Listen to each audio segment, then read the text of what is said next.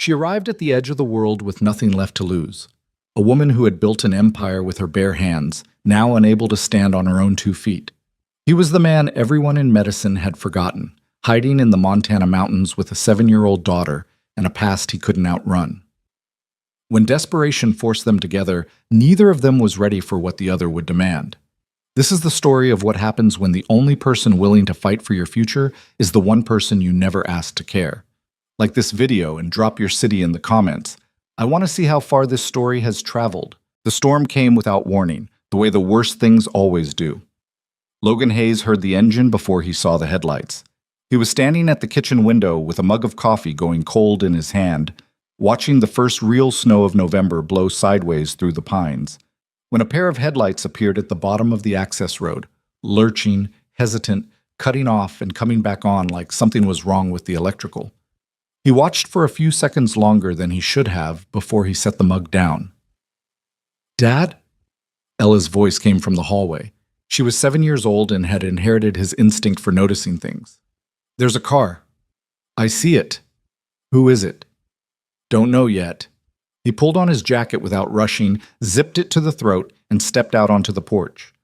The cold hit him clean and hard, the way Montana cold did in November, the kind that reached inside your chest and grabbed. The headlights were closer now, weaving slightly on the unpaved road, and he could hear the engine clearly enough to tell it was something expensive, too smooth, even struggling. A SUV, black, the kind that didn't belong up here. It stopped 20 feet short of the cabin. For a moment, nothing happened. The engine idled. The snow kept coming. Logan stood on the porch with his hands in his pockets and waited. Then the driver's door opened and a man climbed out.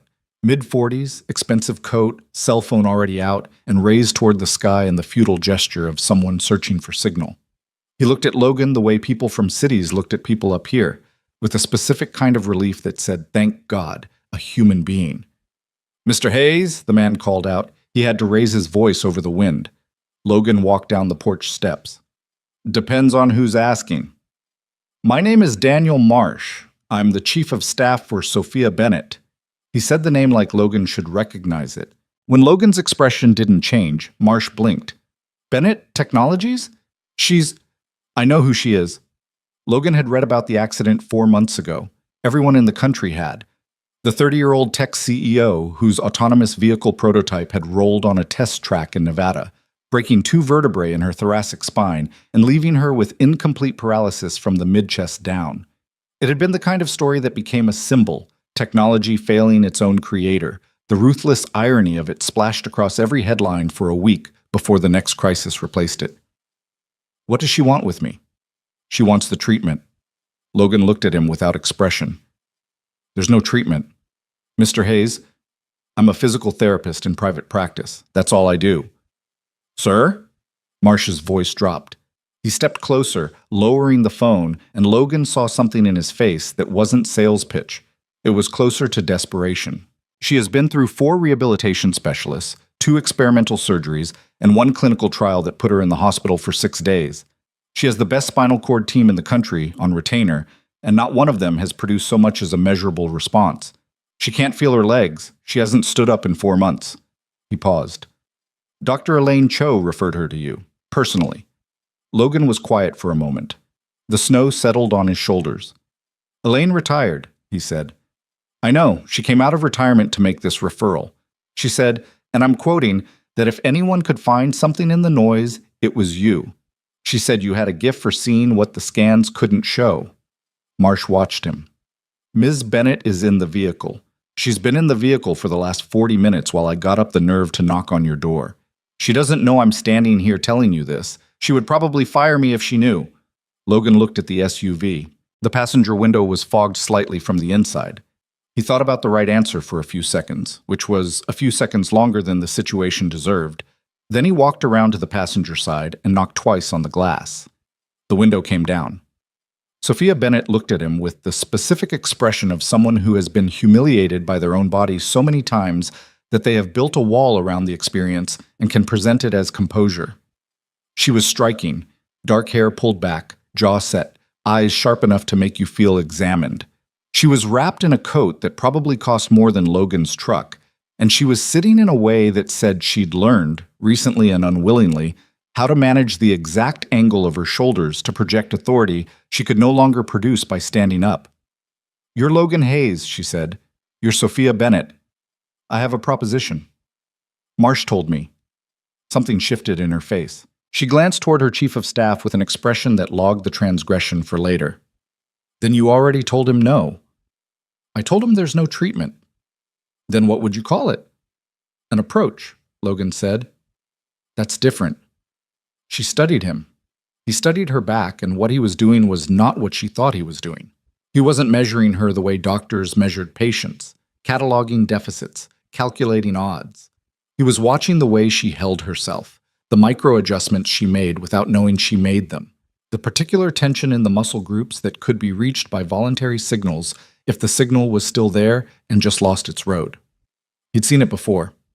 He'd been wrong before too, but he saw something. "What's different about an approach?" she asked.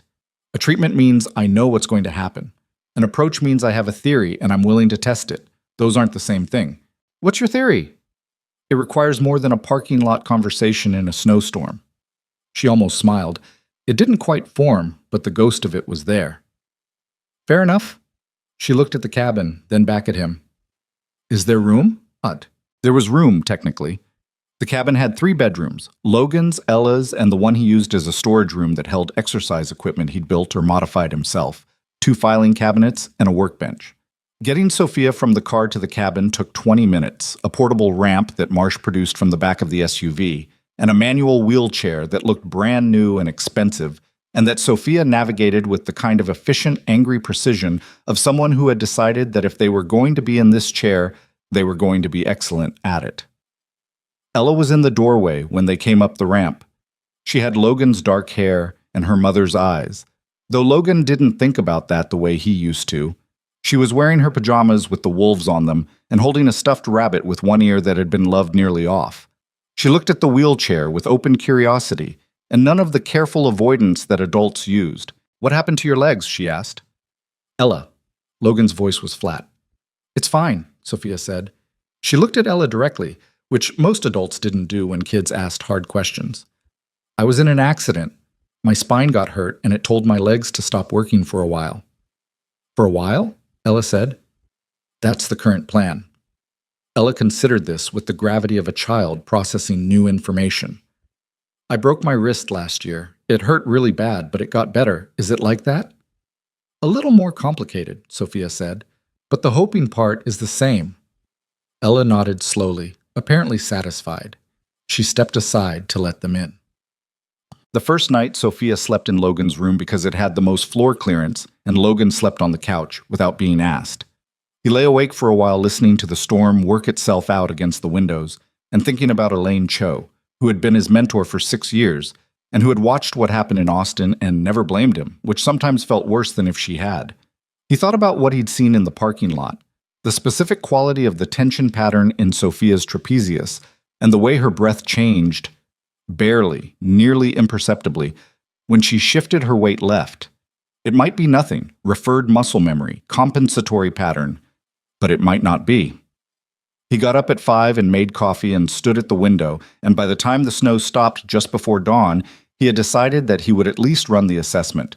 What he decided after that would depend on what the assessment showed.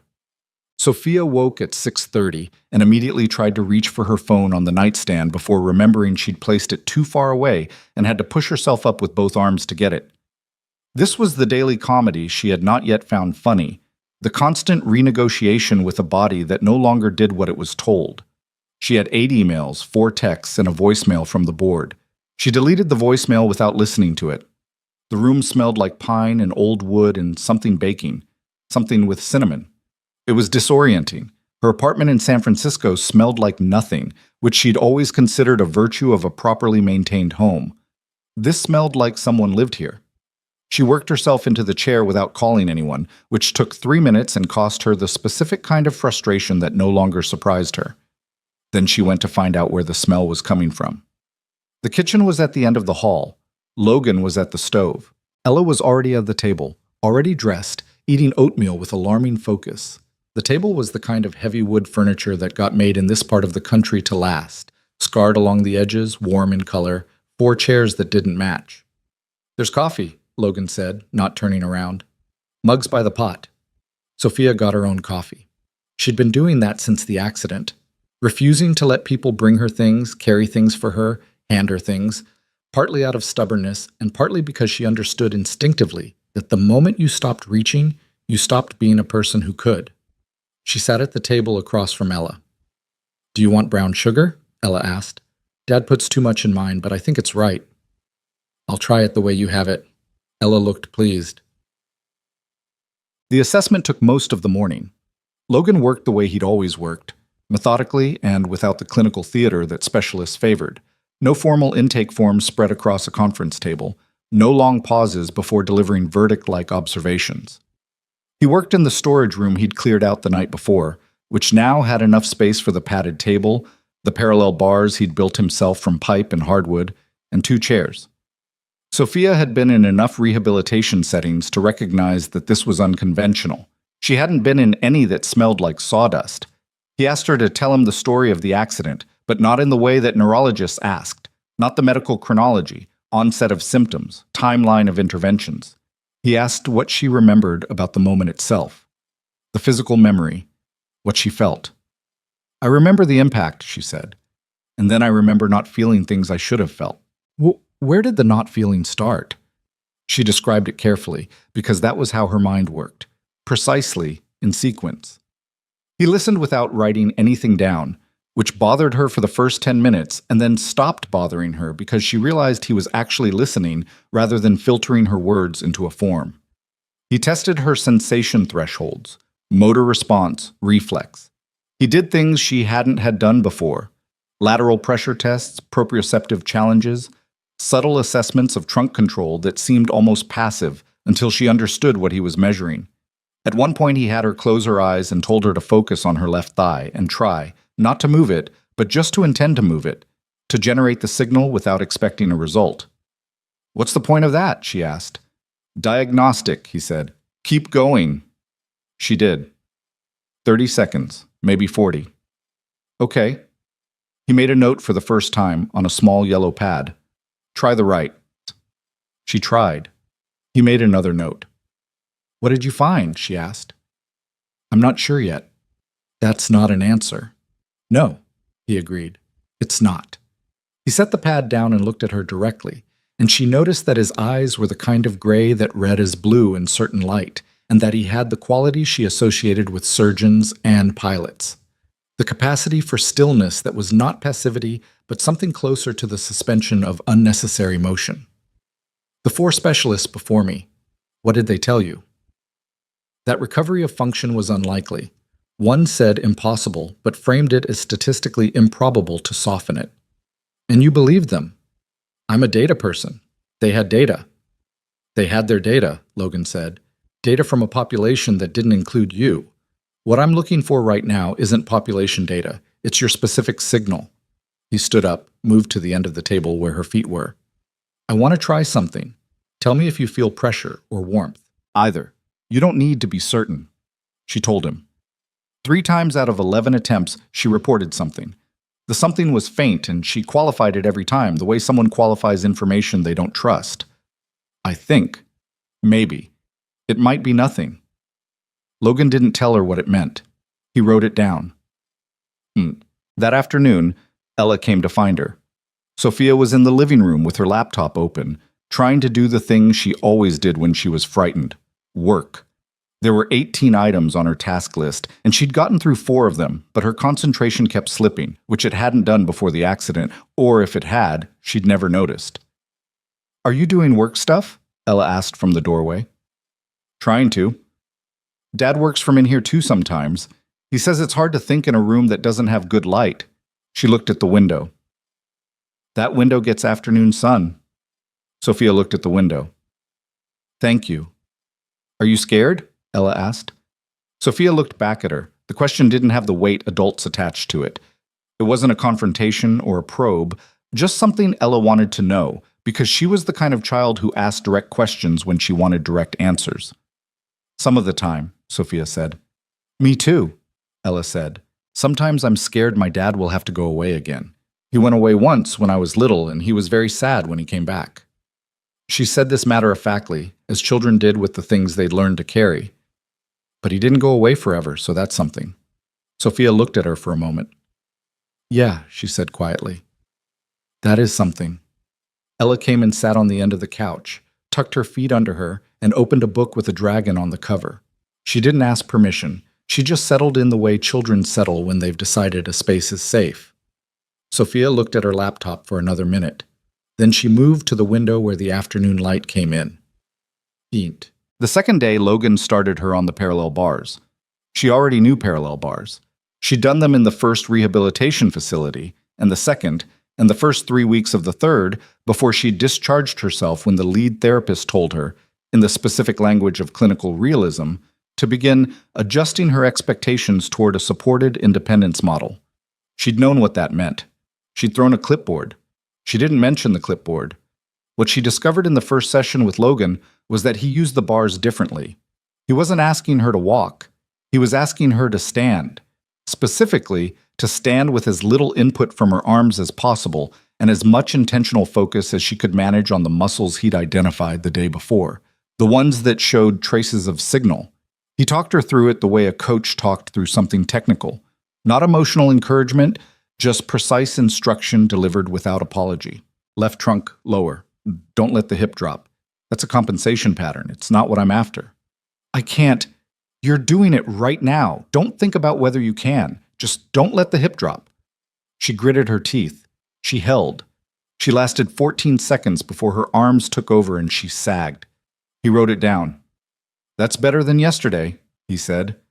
I wasn't doing this yesterday. You were doing the component parts. 14 seconds, full hold, that's a starting number. She looked at him. You're counting seconds. I'm counting everything, he said.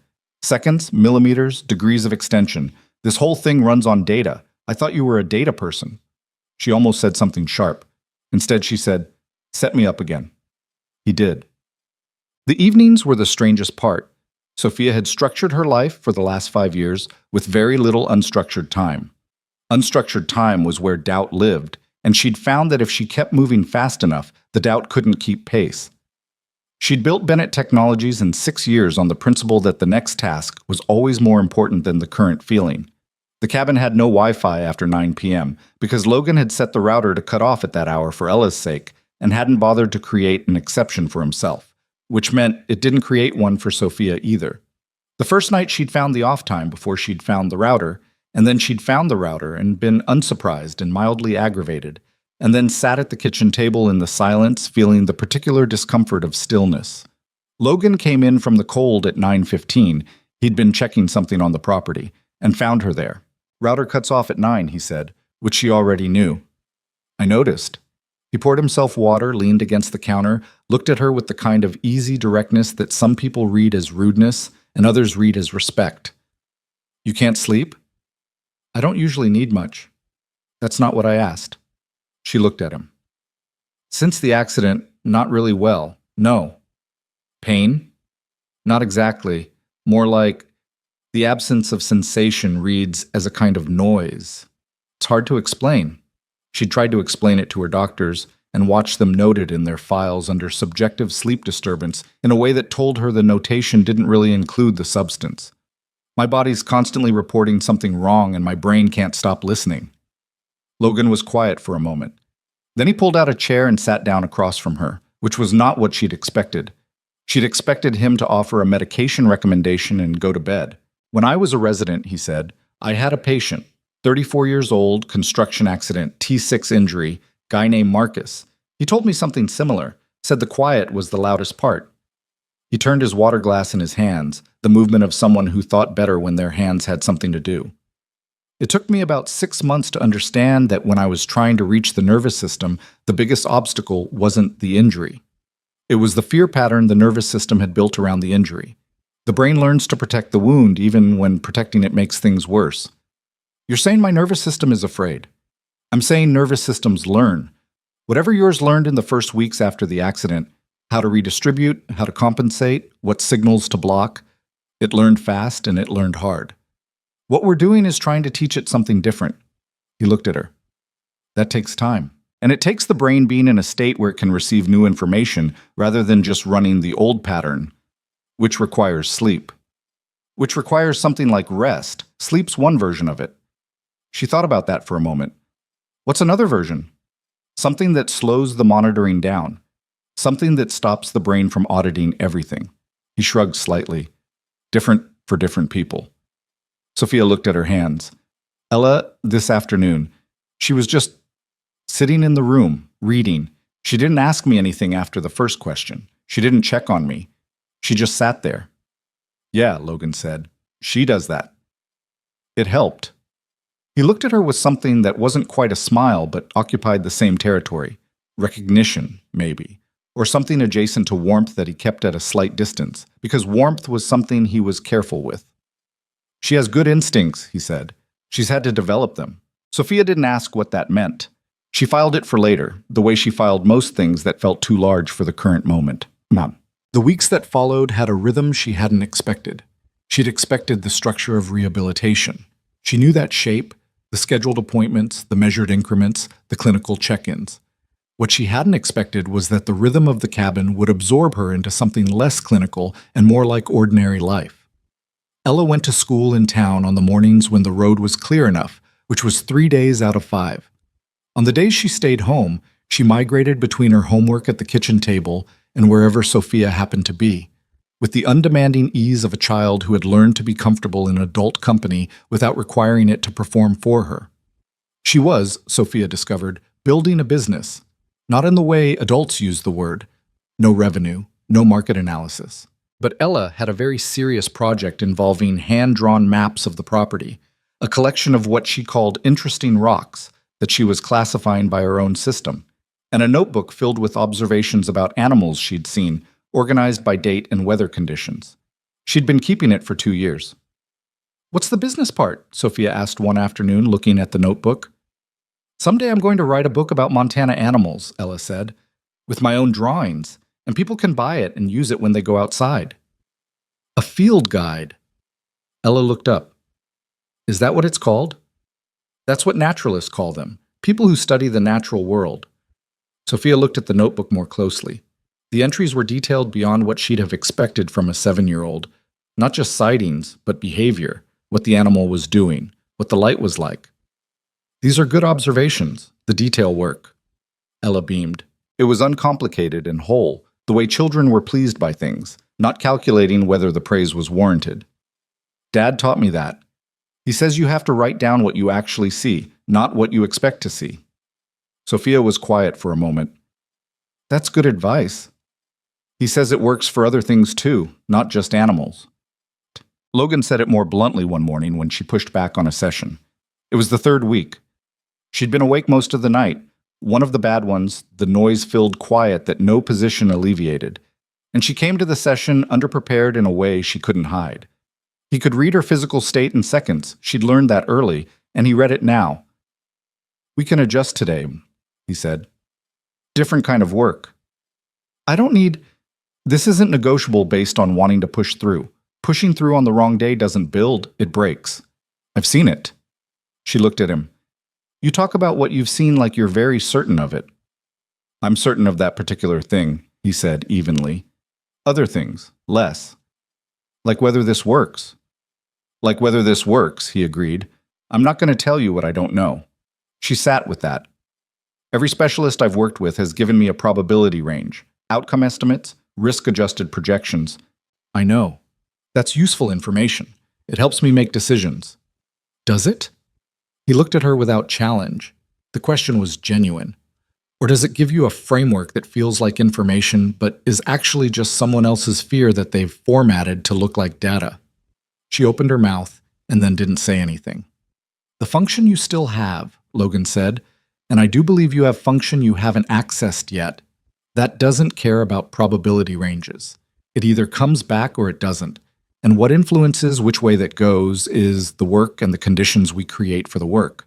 He pulled a stool over and sat down at her level, which was something she'd noticed he did. He didn't loom, he didn't stand over patients in the way that communicated hierarchy. I'm not going to lie to you about outcomes.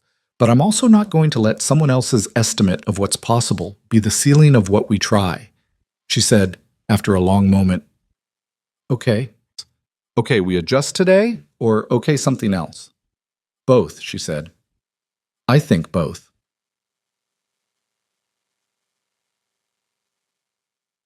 Marsh came back at the end of the third week. He drove up in the same SUV, this time in daylight, and knocked on the cabin door like someone who'd rehearsed the visit. Logan let him in with the flat neutrality of a man who had formed no opinion of Daniel Marsh, other than that he was a person doing a job that required him to be places he wasn't comfortable. Sophia took the meeting in the kitchen. Logan stayed out of it, took Ella to check on the property, came back 40 minutes later to find Sophia at the kitchen table with her laptop open and her jaw set in a way he'd come to associate with particular categories of internal conflict. "Everything okay?" he asked. "The board moved up their timeline for the quarterly review," she said. "I need to present remotely next week." "You can do that from here."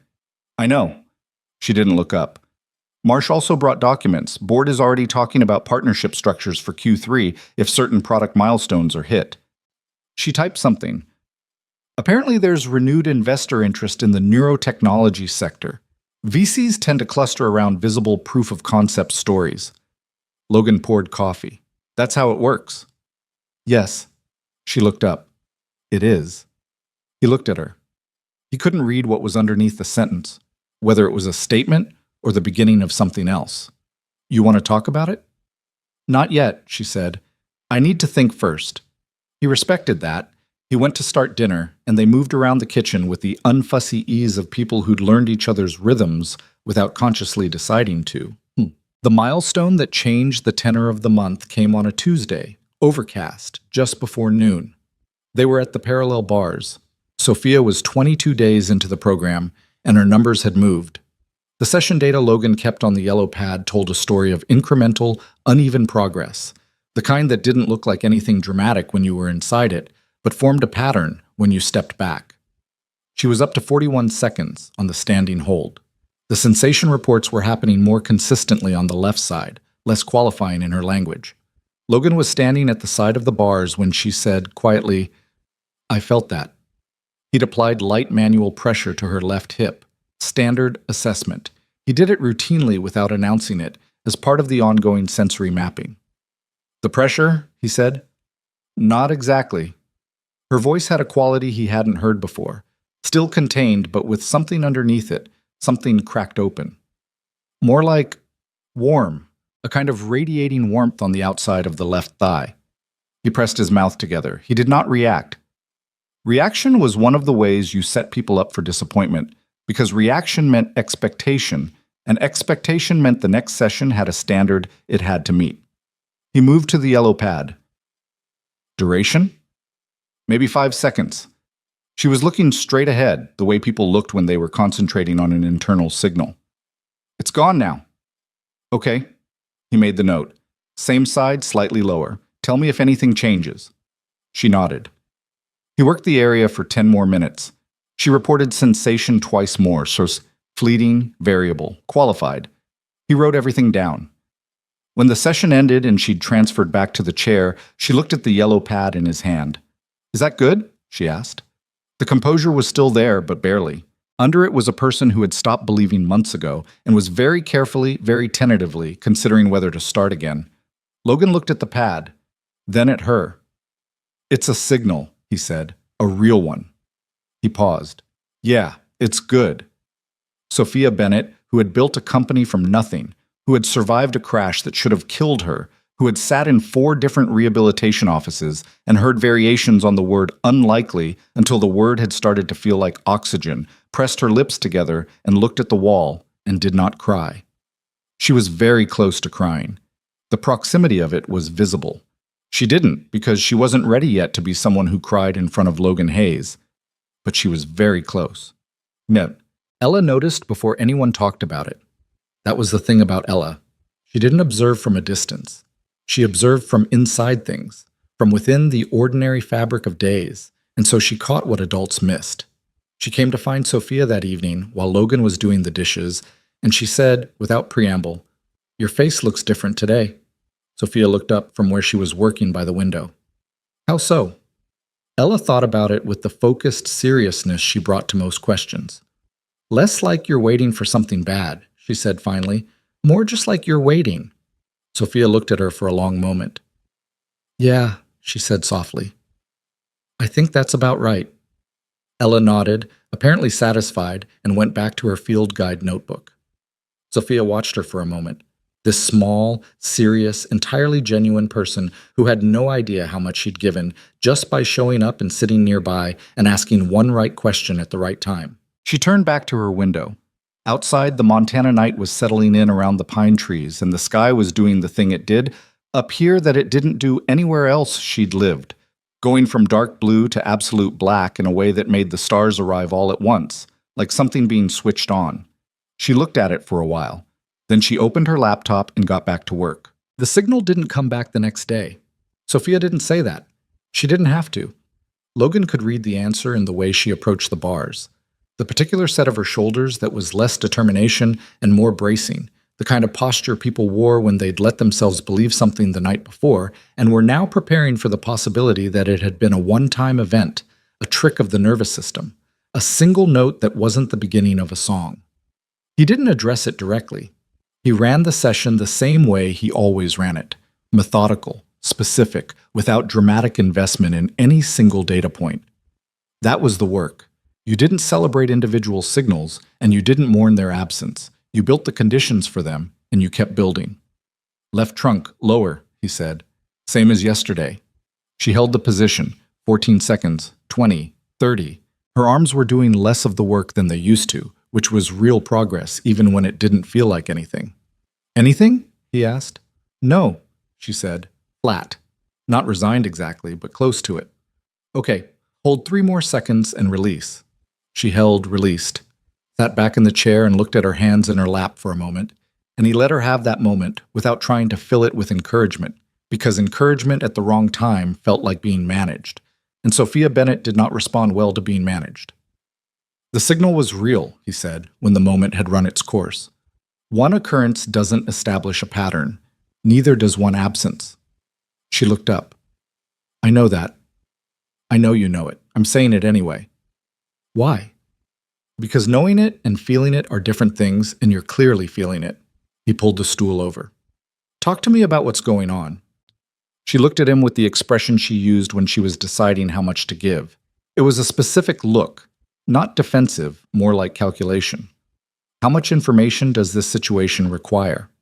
She did it with everyone, he suspected, and probably didn't know she did it. I had a call with my CTO last night, she said, after Ella went to bed. Marcus, he's been with me since the beginning, before the Series A. He built half the infrastructure we run on. She paused. He told me the board is talking about bringing in an interim CEO for the next 2 quarters. Officially, it's framed as operational support while I focus on recovery. Unofficially, it means they've been running the numbers on what happens if I don't come back functional. Logan didn't say anything. They're not wrong to run those numbers, she said. I would run those numbers. That's responsible governance. She said it with the tone of someone reciting a position they've practiced believing. But Marcus said it differently than the board did. He said they were running those numbers in the context of a specific conversation about who would take over the neurotechnology division if, and he used that word, if, certain rehabilitation outcomes materialized. Meaning your recovery, Logan said. Meaning whatever happens here, she said, whatever you're doing. Someone on the board has been talking. I don't know who, I don't know what they were told, but the language Marcus used, rehabilitation outcomes, that's not investor language. That's clinical language someone brought into a boardroom. She looked at him. Who have you talked to about this besides Elaine Cho? The question was direct in a way that wasn't accusatory yet. It was a person who needed information and was asking for it without drama. Nobody, Logan said. Elaine knows the general approach. She doesn't know your specific case, and I haven't communicated with her since you arrived. Sophia held his gaze for a moment, then nodded once.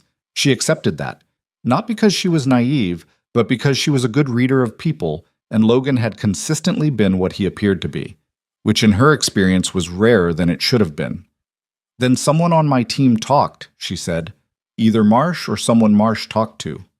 That's a problem you need to handle, Logan said. I can't help you with that one. I know. She looked at the parallel bars. Can we run it again? He stood up. Yeah, let's run it again. Marcel. She handled it the way she handled operational problems. Efficiently and without visible emotion, at least to anyone who wasn't watching closely.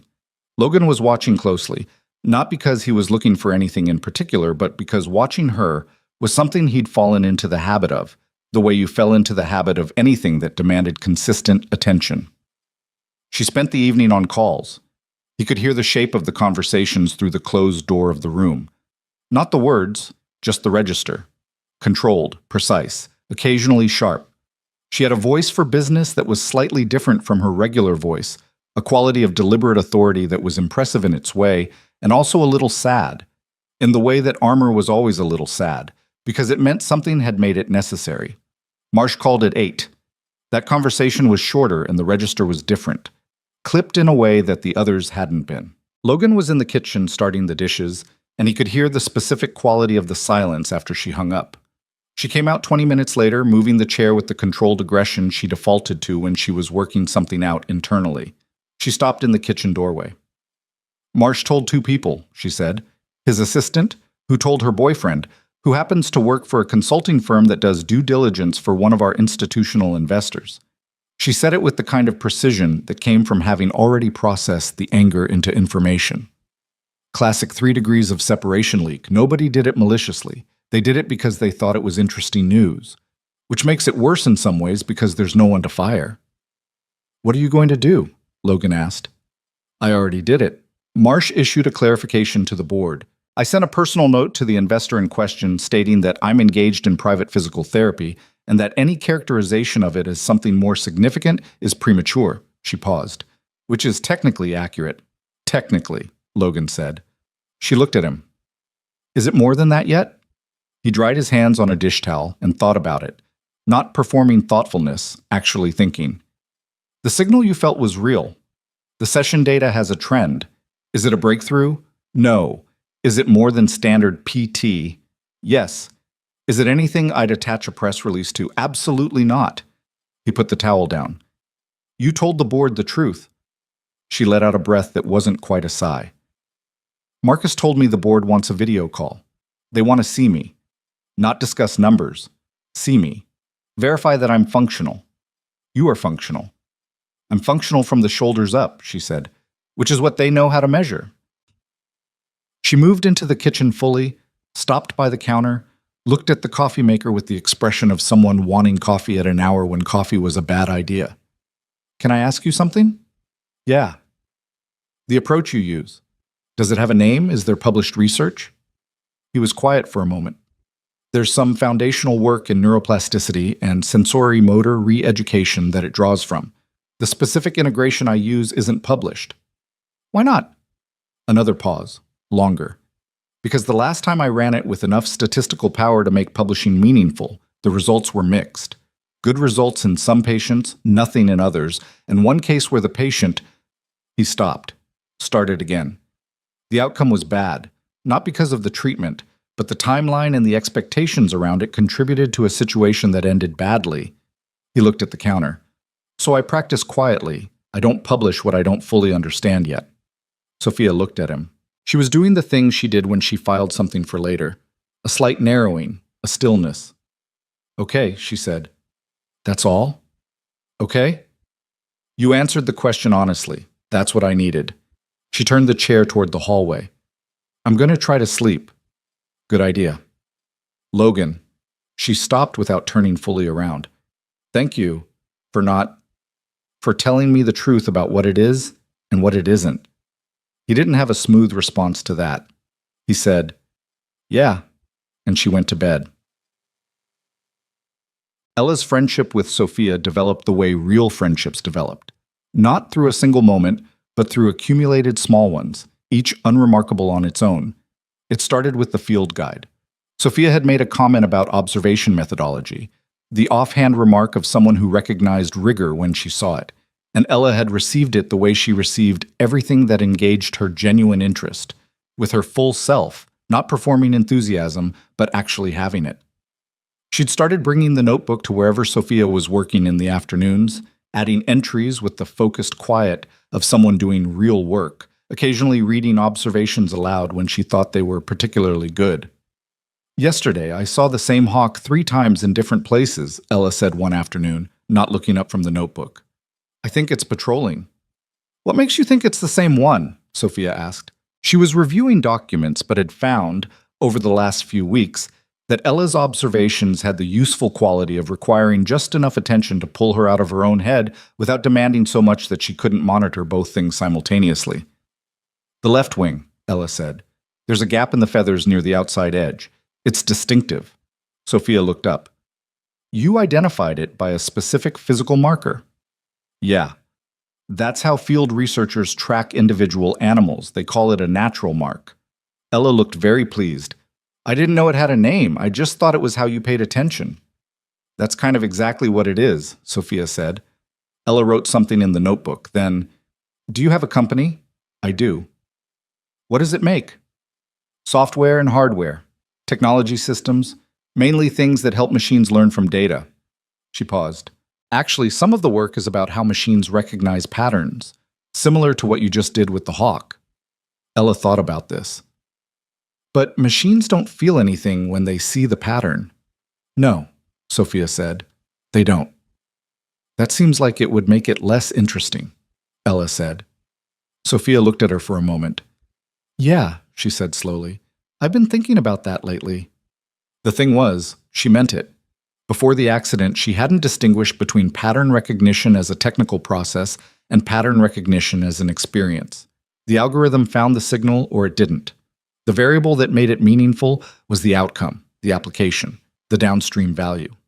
She hadn't thought about the part in between, the noticing itself. What happened when you located something significant in noise and felt it before you could name it? She'd been thinking about it since Logan applied pressure to her left hip on a Tuesday in November, and her body, against all statistical probability, said warm. Progress was not linear, and Logan had never pretended it would be. The 4th week brought 2 good sessions, and one that was essentially nothing. No sensation reports, degraded hold times, Sophia coming to the bars carrying something heavy that she hadn't named yet and that Logan didn't push her to name because the push wouldn't help. He adapted the session and said nothing about the gap between this week and last week and logged the data without comment. The 5th week was better. The sensation in the left thigh was becoming more consistent, not reliable, not something he'd stake a claim on, but recurring often enough that he'd started mapping it, marking the specific conditions under which it appeared. Time of day, session sequencing, what she'd eaten, how much she'd slept, whether she came in calm or came in carrying the weight of whatever the board had said or hadn't said. The sleep variable was real. He could see it clearly enough in the data to note it without hesitation. When she slept badly, the session was compromised. Not every time, some of her best sensation reports had come on bad sleep days, the nervous system doing something unpredictable. But as a trend, the correlation was strong. He brought it up one afternoon after a session that had been notably good following a night she'd described as the best sleep she'd had since arriving. "I want to try adding something in the evenings," he said. "Not medical, more environmental." She looked at him. "Define environmental." "Reducing the threshold stimulus before sleep. Not screens, not work, not calls that leave you in problem-solving mode for 2 hours." He paused. "I know that's not going to be popular." "It's not a problem to solve," she said. "I work at night because I work at night. It's always been how I function." "How you functioned before," he said. She didn't answer immediately. He recognized the pause. It was the one she used when she was deciding whether to argue a point she knew she couldn't fully win or accept it provisionally and resent it. "What would you replace it with?" she asked, which he'd learned was her version of fine. Go ahead. "Nothing specific, less stimulation, whatever that looks like for you." What it looked like for her, it turned out, was the kitchen table after Ella went to bed, with tea she didn't particularly like because Logan didn't drink coffee after 7, and whatever conversation happened to come up, or sometimes no conversation at all. He'd sit across from her and read, or work on something with his hands. He had a habit of repairing small things, a hinge, a drawer pull, a section of the bench in the mudroom, the kind of maintenance a person who lived alone in a place they owned did without thinking about it.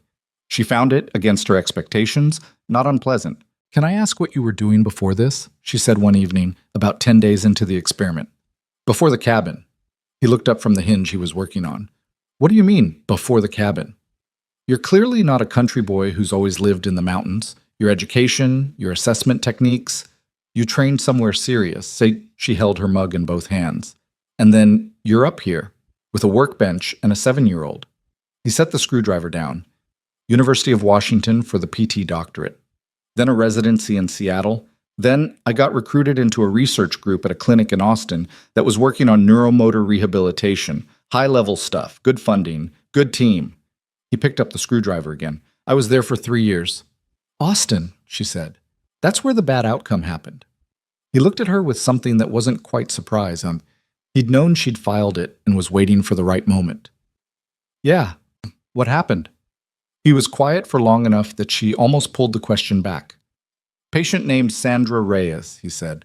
41 years old. Cervical injury, partial function retained in both hands, some trunk control.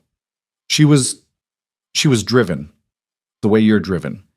She'd decided that the research program was going to fix her, and she'd communicated that clearly to everyone around her, including her husband and her teenage kids, and nobody in the program wanted to be the one to walk that back because the data was genuinely promising. He turned the screwdriver in his hand. I was running her protocol specifically. I saw progress, real progress, measurable, consistent. I talked about it the way I shouldn't have. Not in her presence, but in team meetings, in the way I wrote the weekly summaries, like it was a success story in progress. What went wrong? 6 weeks in, she hit a wall. Hard. The progress plateaued and then reversed slightly. Normal variation, nothing that should have changed the long-term picture. But she'd built everything on a specific expectation of trajectory, and when the trajectory bent, she couldn't hold it. He set the screwdriver down again and looked at the table. She hurt herself. She didn't die. But the hospitalization ended the protocol and she never came back to the program. He paused. Her husband sent me an email 6 months later. Professional, no blame. Just telling me she was doing okay, and that she'd said she thought I was a good therapist, but that I'd made her feel like she was inside someone else's story instead of her own. The kitchen was quiet for a moment. That's why you don't give me projections, Sophia said. That's why I don't give you projections. She turned her mug in her hands. I appreciate it, she said. Even when it's frustrating, I do understand why. I know you do. I'm not Sandra, she said. I want to be clear about that. I'm not building my life around a specific outcome here. I'm building it around what's in front of me. She looked up. I've already started doing that differently, actually. Before I came here, I was building everything around what I was going to get back to. The company, the pace, the version of me that existed before the accident. And somewhere in the last few weeks, that's shifted. I'm not sure I can fully articulate it. You don't have to, Logan said. I know. I'm trying anyway. He looked at her, and she looked back, and for a moment neither of them was occupying any role. Not patient, not therapist, not CEO, not former researcher. Just two people at a kitchen table late at night, both of them carrying things that had reshaped them, neither of them entirely sure of the shape they were becoming. Then Logan picked up the screwdriver and finished the hinge. The session where something actually shifted happened on a Wednesday morning at the end of week 6. No single thing had announced it. The week had been consistent, not spectacular, not poor, just the steady accumulation that Logan logged and tracked and did not editorialize about. Sophia had slept reasonably well for 3 nights running. She'd had a call with her CTO that had gone well enough that she came to the morning session without the particular tension she carried when the board was in a bad phase. They were at the bars, standard position. She'd been holding for 38 seconds with good trunk engagement when Logan applied the lateral pressure to her left hip, and she said quietly but without qualification, I feel that. Warm? He asked. Pressure, she said. Actual pressure. He pressed his lips together, did not react. Hold the position. She held. He moved the contact point slightly, lower, inner aspect of the thigh. Anything? No. Back to where you were. He returned. She said, yes, that one. He worked for 90 seconds. She reported sensation 7 times in 90 seconds, all left side, all consistent with the area he was contacting. The duration was variable, some fleeting, one lasting almost 10 seconds. But the consistency was different from everything that had come before. It wasn't scattered, It had geography. When he stopped, she was gripping the bars with both hands and her breathing had changed. "Logan," she said, "I know. That's different." "Yeah," he said, "it is." She looked straight ahead, not at him, in the way she looked when she needed a moment before she could trust her face. Her knuckles were white on the bars. He let her have the silence because this was a moment that deserved it, and crowding it with explanation would be wrong.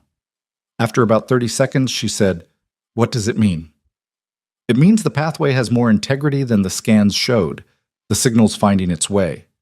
He was careful with his words, precise, no overreach. "It doesn't tell us how far it goes or how far it's going to go. But the architecture is there." She turned her head and looked at him. Her composure was intact, but barely. The kind of barely that required active effort and looked like stillness from the outside, but was actually the opposite. "Is this the part where I'm supposed to cry?" she said. "If you want to," he said. "I don't want to," she said. She stopped. "I'd stopped believing it was possible. I want you to know that. I'm telling you because you should know what you're working with. I'd actually genuinely stopped." "I know," he said. "You knew?" "I could see it," he said. "From the first session. You were working hard, but you weren't working with hope. You were working with stubbornness." She stared at him. "Is that a problem?" "No," he said. "Stubbornness got us to this session. Hope might get us further." He paused. "But we take it one session at a time." She turned back to face forward, took a breath, then, "Set me up again." He didn't ask if she was sure. He just reset the position and they kept working. That evening, Ella noticed. Not the specific thing. She didn't have the context for the specific thing, but she noticed the particular quality of the air in the cabin, the way she noticed when something had changed, even something she couldn't name.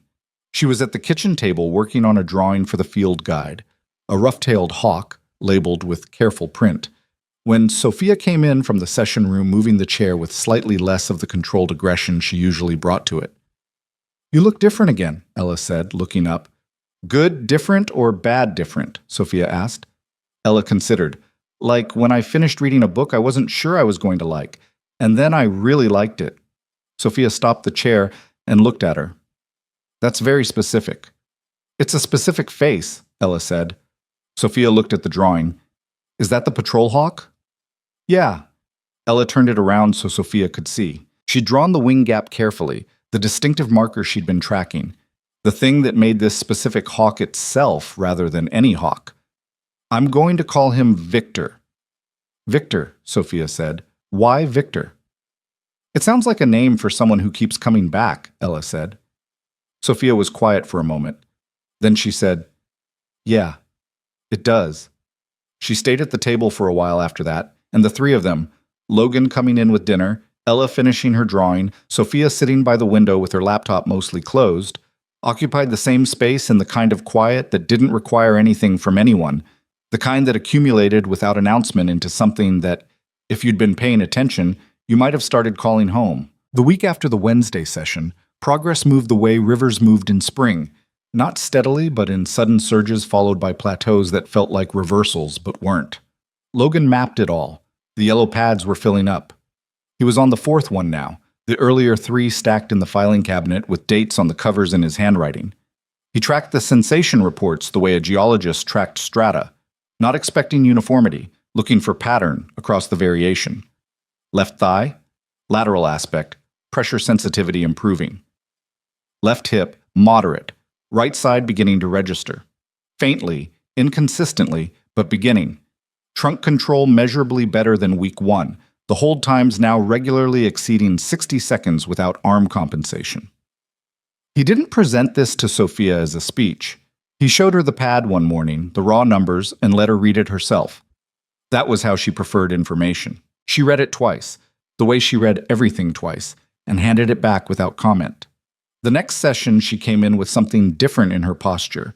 Not hope exactly, more like the willingness to be present in the work without the constant background processing of whether it was worth it.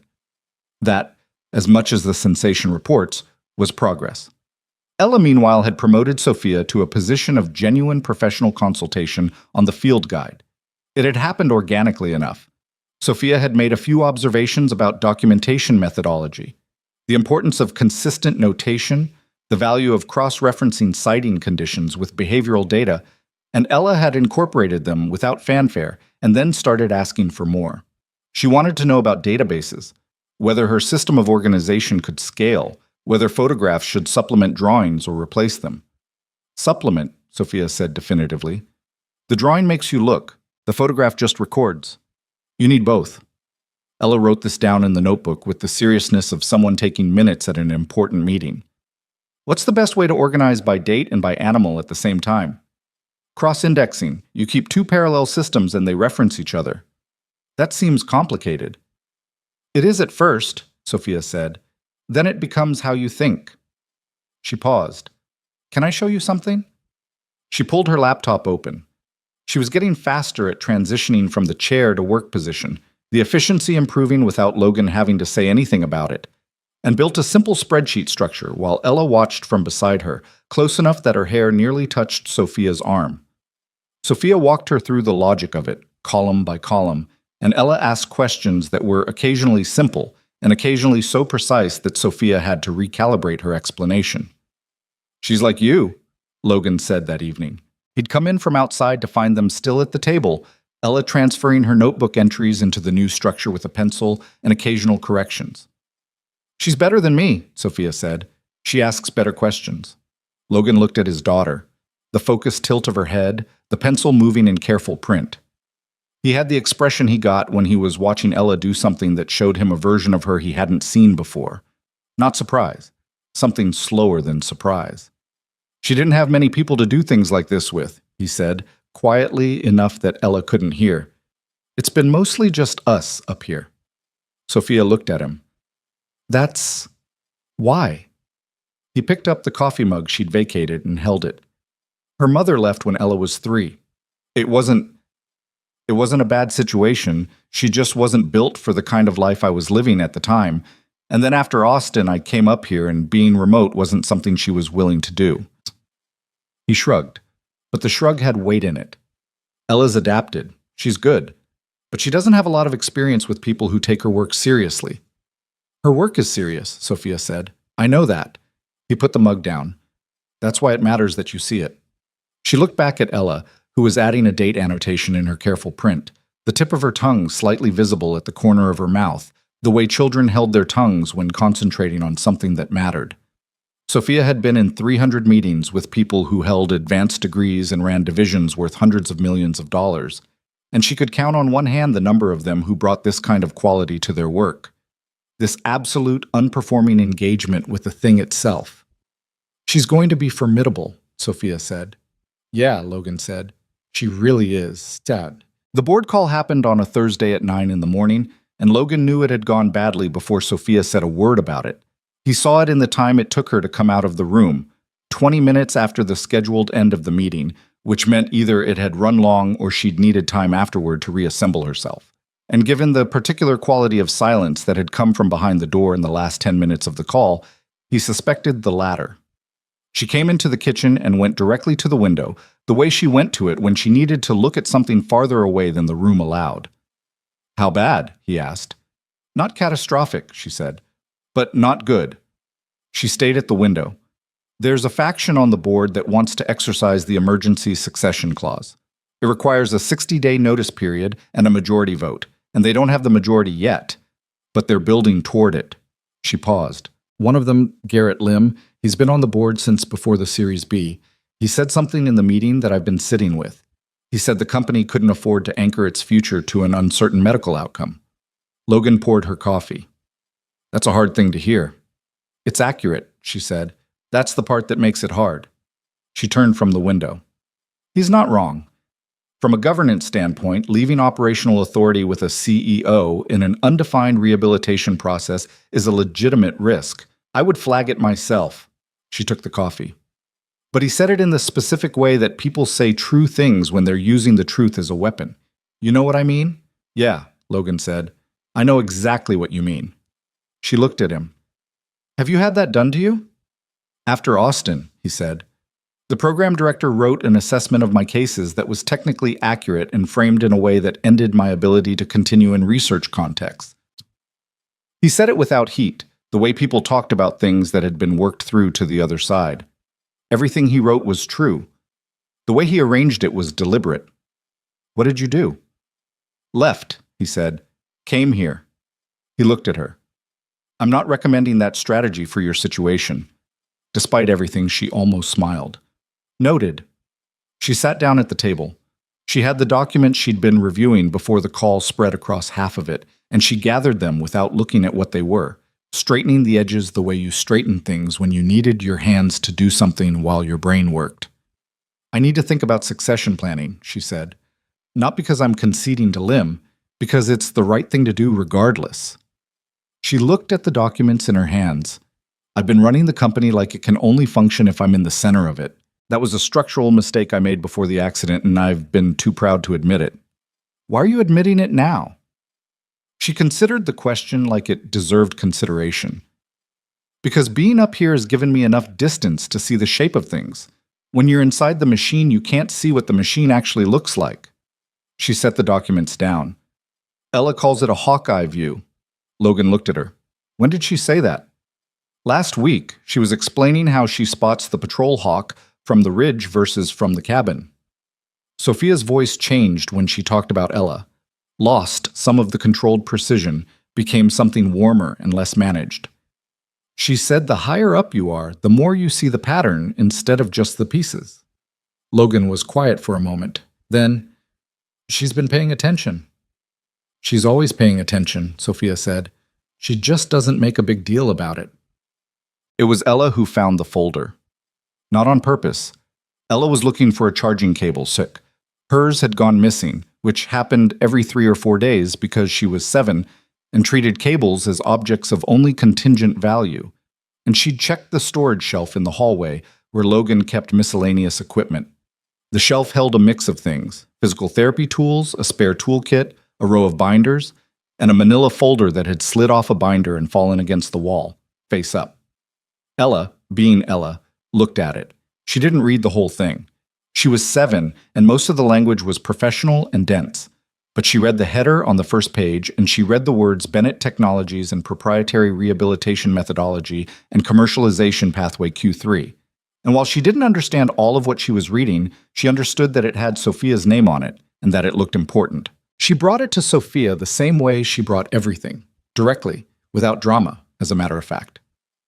I found this on the shelf, she said. It has your company's name on it. Sophia took it. She didn't start reading immediately. She looked at the folder, at Ella, back at the folder. Then she opened it. Logan was outside when Ella came to find him. He was checking the water line on the north side of the property where a fitting had been leaking since October, crouched in the cold with a wrench and a length of copper pipe. He heard the back door and looked up. Ella was standing on the porch with her coat half-buttoned, which told him she'd come out quickly. Sophia found a folder, she said. He stood up.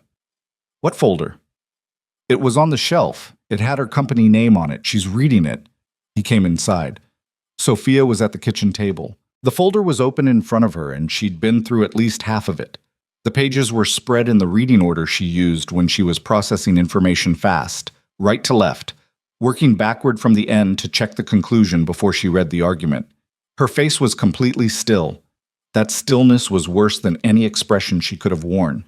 Logan pulled out the chair across from her and sat down. I can explain what that is. Let me finish, she said. He waited. She read for another 3 minutes, methodical and silent, turning pages with the kind of care that was the opposite of calm. When she was done, she set the last page down and aligned it with the others and closed the folder. She looked at him. Marsh brought this, she said. It's not dated, but the language is perspective. It's a proposal document, not a completed agreement. It outlines a framework for commercializing a neuromotor rehabilitation protocol through a new division of Bennett Technologies, including licensing structure, branding, and a projected valuation based on clinical outcomes. She paused. The clinical outcomes being mine. Yes, Logan said. This was in your house. Marsh left it, Logan said.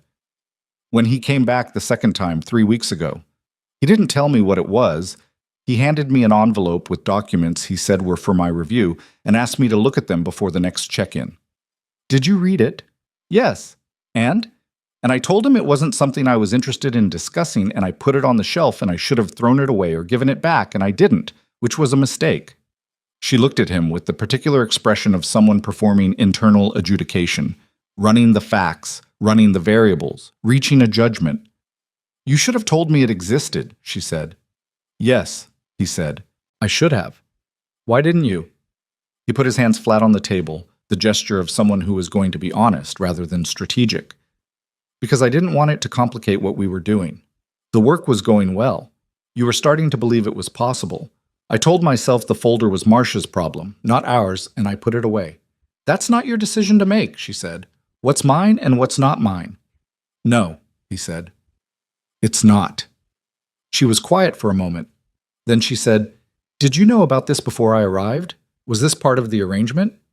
No, he said. The arrangement was Elaine's referral. Nothing else. I didn't know Marsh had this document until he handed me the envelope. She studied him.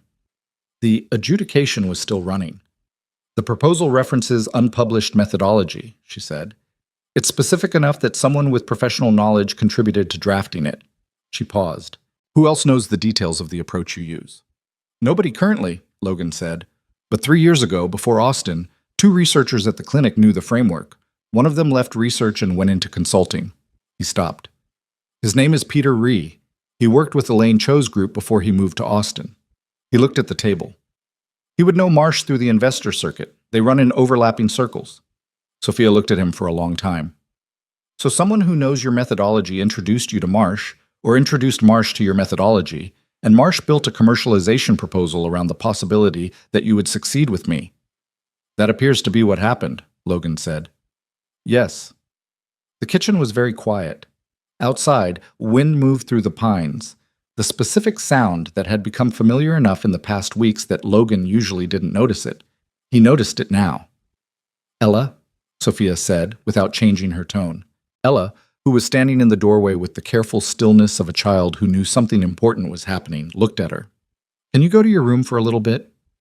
Ella looked at her father. He nodded once. She went. Sophia put both hands on top of the closed folder. I need to ask you something, and I need you to think about it before you answer. Okay. Has your interest in my recovery ever been, even partially, about what it could produce beyond my recovery? The question landed with the weight it was intended to have. Logan felt it, felt the specific quality of it, the way a fair question hurt differently than an unfair one. He didn't answer immediately. He thought about it the way she'd asked him to. No, he said.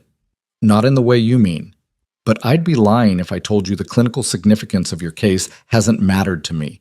You have markers I haven't seen before. The specific pattern of your retained signal, if it responds the way I think it can respond, it confirms something I've been working toward for years without being able to prove. That matters to me, as a practitioner. He looked at her steadily. But what I've been working toward isn't a product. It's an understanding. Those aren't the same thing. You keep telling me things aren't the same thing, she said, because they're usually not. She stood the folder on its edge and let it fall flat. I need to think, she said. I'd like to be alone for a little while. He stood up. Sophia, I'm not leaving today, she said. I'm just thinking, please. He left her the kitchen and the folder and the afternoon light coming through the window she'd made her own, and he went to find Ella Schutbug. Ella was on her bed with the field guide notebook open, but she wasn't writing in it. She was looking at the ceiling with the specific expression that meant she was doing the kind of internal processing that she hadn't yet learned to hide. Logan sat on the end of the bed. Neither of them said anything for a minute. Is Sophia mad at you? Ella asked. She has a right to be. Because of the folder? Because I had information that was hers, and I made a decision about it that wasn't mine to make. Ella was quiet. Then, can you fix it? I don't know, he said honestly. She turned her head to look at him. When I broke Mom's watch by accident, you told me that the most important thing wasn't the watch. It was what I did after. Logan looked at his daughter. This 7-year-old who had retained the exact content of a conversation he'd barely remembered having, who had understood it well enough to apply it now, 3 years later, to a situation that was entirely different and exactly the same. "Yeah," he said. "I said that." "Are you going to do that?" Ella asked. "I'm trying to figure out what that looks like," he said. Ella considered. "Usually it looks like telling the truth about the whole thing, not just the part that makes you look okay." He looked at his daughter for a long moment. "Yeah," he said. "It usually does." Sophia didn't come out for 2 hours. When she did, she came to the session room doorway, not the kitchen. She found Logan there because that's where he went when he needed to do something with his hands and his head at the same time, the same way he went to the water line or the workbench. He was recalibrating the resistance on the equipment they used for trunk work, small adjustments that didn't need doing but gave him something precise to focus on. She stopped in the doorway. "I called Peter Ree," she said. Logan set down the wrench. "How did you find his number?" "I'm a tech CEO. Finding contact information is not a challenge." She moved into the room, stopped near the parallel bars, not holding them, just near them in the way she'd started positioning herself in the room lately, like she owned her proximity to the thing rather than needing it.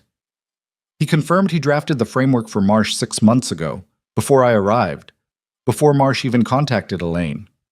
She paused. "He said he thought you'd be open to it because you'd been working in isolation for years, and the approach needed validation that independent practice couldn't provide." "He was wrong," Logan said. "He knows that now." Her voice was controlled, the kind of controlled that cost something to maintain. "He also told me something I didn't know. He said your work in Austin, the Sandra Reyes case, the case you told me about, the reason it ended the way it did wasn't clinical failure. He said the program director exaggerated the connection between your methodology and the outcome because the program was under pressure to cut costs and you were the most recent hire." She looked at him. "You were set up." Logan was quiet. "Why didn't you say that?" "Because it doesn't matter," he said. "Whatever the director's motivations, Sandra's outcome was real. My role in building her expectations was real. It matters to me," Sophia said, "because I've spent the last 2 hours trying to decide whether you're someone who uses people or someone who is used, and those are very different things." She stopped. "And apparently you're the second one, and you've been carrying the first one's weight." The room was quiet. A log settled in the wood stove in the hallway, the soft, dense sound of real heat. "The folder still existed," Logan said. "I still should have told you." "Yes," she said. "You should have." She looked at the bars. "I'm not leaving." He released a breath. "Sophia." "I'm not finished," she said. "I'm not leaving, but I need something different going forward. I need you to treat me like a partner in this, not a patient. Everything. Data, contacts, documents with my name on them, all of it. I am not someone who needs to be protected from information." "I know that," he said. "Then act like it." "Yes," he said. "I will." She held his gaze for a moment, long enough to be certain he meant it, which she was good at assessing. Then she nodded. "I'm going to talk to Marsh tomorrow," she said. "The proposal is being withdrawn, and he understands that, or he finds a new job. My recovery is not a product roadmap, and my body is not a proof of concept." She moved toward the door. "I'd like to do an evening session if you have the energy for it." He looked at her. "You sure?" "I lost a session to this," she said. "I'd like it back." He got up. "Give me 10 minutes. Iad. The session that evening was different, not in the mechanics of it. Same bars, same protocol, same data collection. Different in the quality of presence both of them brought to it. Something had been broken and admitted, and the admission had changed the air in the room. Not resolved. Logan knew that things like this didn't resolve in a single conversation, that Sophia would think about the folder for a long time, and some nights it would feel like what it was, but broken open rather than festering, which was the difference between things that healed and things that didn't. She held for 73 seconds, her best number yet. The right thigh reported sensation 4 times, consistent with what he'd been seeing on the left side 3 weeks earlier. When the session ended, she sat in the chair with her hands in her lap and said nothing for a moment. "The right side's coming in," Logan said. He said it simply, as a data point. "I know," she said. "I felt it during." "That's new." "I know that too." She looked at her hands. then up at him. When Ella found the folder, she stopped. She brought it to me immediately. No calculation, no decision about whether to say something. She just brought it straight to me. That's how she operates. I know. Sophia paused. She's the best person in this house. Logan smiled, a real one, the kind that didn't happen on the surface of his face, but started somewhere deeper. She'd tell you that's not a high bar. She'd be wrong, Sophia said. She started moving toward the door, then stopped. Logan, thank you for telling me the truth tonight, not just the convenient part. He thought about Ella on the bed, about the watch he hadn't remembered telling her about the particular wisdom of people who hadn't yet learned to complicate honesty. Somebody reminded me how that was supposed to work, he said. Sophia looked at him for a moment, then glanced down the hallway toward the soft light coming from under Ella's door. She's going to be something, Sophia said quietly. She already is. She went to bed, and Logan stayed in the session room for a while, standing in the dark with the window showing the Montana night outside.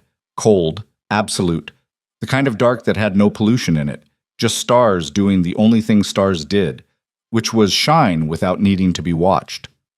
He stood there until the cold came through the glass, and then he went and knocked on Ella's door. Still awake? He asked. A little bit. He opened the door. She was in bed with the wolf pajamas, the rabbit with one ear on the pillow next to her head.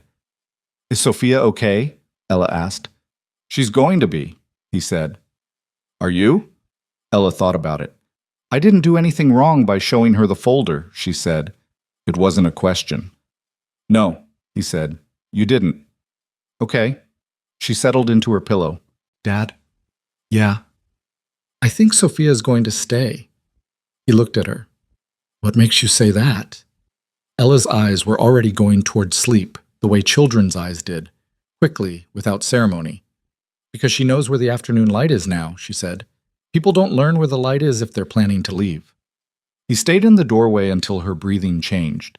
Then he went and turned off the kitchen light and stood at the window for one more minute, watching the tree line, thinking about signal and noise and the specific things that got built in the dark without anyone seeing them form. The folder was gone from the kitchen table the next morning. Sophia had put it somewhere. Logan didn't ask where because it wasn't his to ask about anymore. What remained was the conversation, which sat between them for the first few days after like weather that hadn't fully passed, present in the slight formality of their morning exchanges, in the way they occupied the session room with a little more deliberate professionalism than they had before the folder existed. It wasn't cold. It was careful. There was a difference, and both of them knew the difference, and neither of them pushed through it faster than it wanted to move. The sessions continued. The data continued its uneven, stubborn, genuine progress. Right side sensation was establishing itself the way the left side had 6 weeks earlier, inconsistently at first, then with growing regularity, the geography filling in like a map being drawn from the inside out. Logan tracked it without comment, and Sophia reported it without drama, and the yellow pad filled with numbers that told a story. Neither of them narrated aloud because narrating it felt like the wrong kind of attention. Marsh called twice, and both times Sophia took the call in her room and came out afterward with the compressed expression she wore when she'd handled something she hadn't enjoyed handling. The commercialization proposal was formally withdrawn. Logan didn't ask for the details. She didn't offer them. That chapter had been turned, and they both understood it was turned. What filled the space the folder had occupied was something simpler and harder to name. It was in the evenings mostly, after Ella's bedtime, after the router cut off at 9, and the cabin got quiet in the particular way that cabins in Montana got quiet in deep winter. Not silent, because the wood stove talked and the wind talked and the building itself made the small sounds of something holding together against cold, but removed from the world outside in a way that created its own kind of intimacy. The two of them at the kitchen table, or Logan at the workbench and Sophia in the chair she'd pulled to the doorway, far enough to give him space and close enough to talk if one of them had something to say. They talked about Austin more than Logan had anticipated. Not all at once. In pieces, the way you disclose things you'd held for a long time, a little at a time, testing whether the telling made it worse or better. He told her about Sandra Reyes, not just the way he'd told it the first time, but further in. The specific session where he'd seen the plateau and chosen not to name it directly because the team had a conference presentation in 3 weeks, and the program director had already included Sandra's case in the abstract. He told himself the plateau was normal variation. He'd believed it mostly, but he'd also not been wrong about the presentation, and that not wrongness was the thing he couldn't fully forgive himself for. Sophia listened the way she listened to things that mattered, without interjecting, without the surface empathy that was really just waiting for a turn to speak. When he finished, she was quiet for a moment. "You made a judgment call under institutional pressure," she said, "and the judgment was wrong. That's different from what you've been treating it as." "What have I been treating it as?" "A character verdict," she said, "like it proved something essential about who you are, rather than a mistake made in a specific context by someone who was also human, and also under pressure, and also afraid of what the plateau meant." He looked at her. "You're very precise about this particular thing." "I've been dismantling my own character verdicts for the last several months," she said. "I recognize the architecture." He turned his water glass. "What are yours?" She was quiet for a moment. Outside, the wind moved through the pines. "That I built the company by understanding things other people missed," she said. "Pattern recognition, signal and noise, finding the insight before anyone else found it. That was my identity. The accident didn't just take my mobility. It took the evidence that I was that person. I couldn't see patterns clearly when I was in pain and on medication and trying to manage the board and manage Marsh and manage my own terror. I made poor decisions. I said things in meetings I shouldn't have said. I missed things I wouldn't have missed before." She paused. "And I decided that meant the person I'd been was gone, that the accident had taken her with it." "And now?" Logan asked. "Now I think I was doing what you did," she said, "letting a verdict from the worst conditions stand as the permanent truth." She looked at her hands on the table. "Ella said something last week. She said that when the hawk flies in the storm, it looks different from when it flies in the clear. But it's the same hawk." Logan looked at her. "She's 7. "She's something else entirely," Sophia said. "Don't sell her short by calling her 7. He smiled. "Not the contained version, the real one. She'd be unbearable if she knew how good she was." "She already knows," Sophia said. "She's just polite about it." The shift in the work happened in week 9, and it happened the way significant things happened in Logan's experience.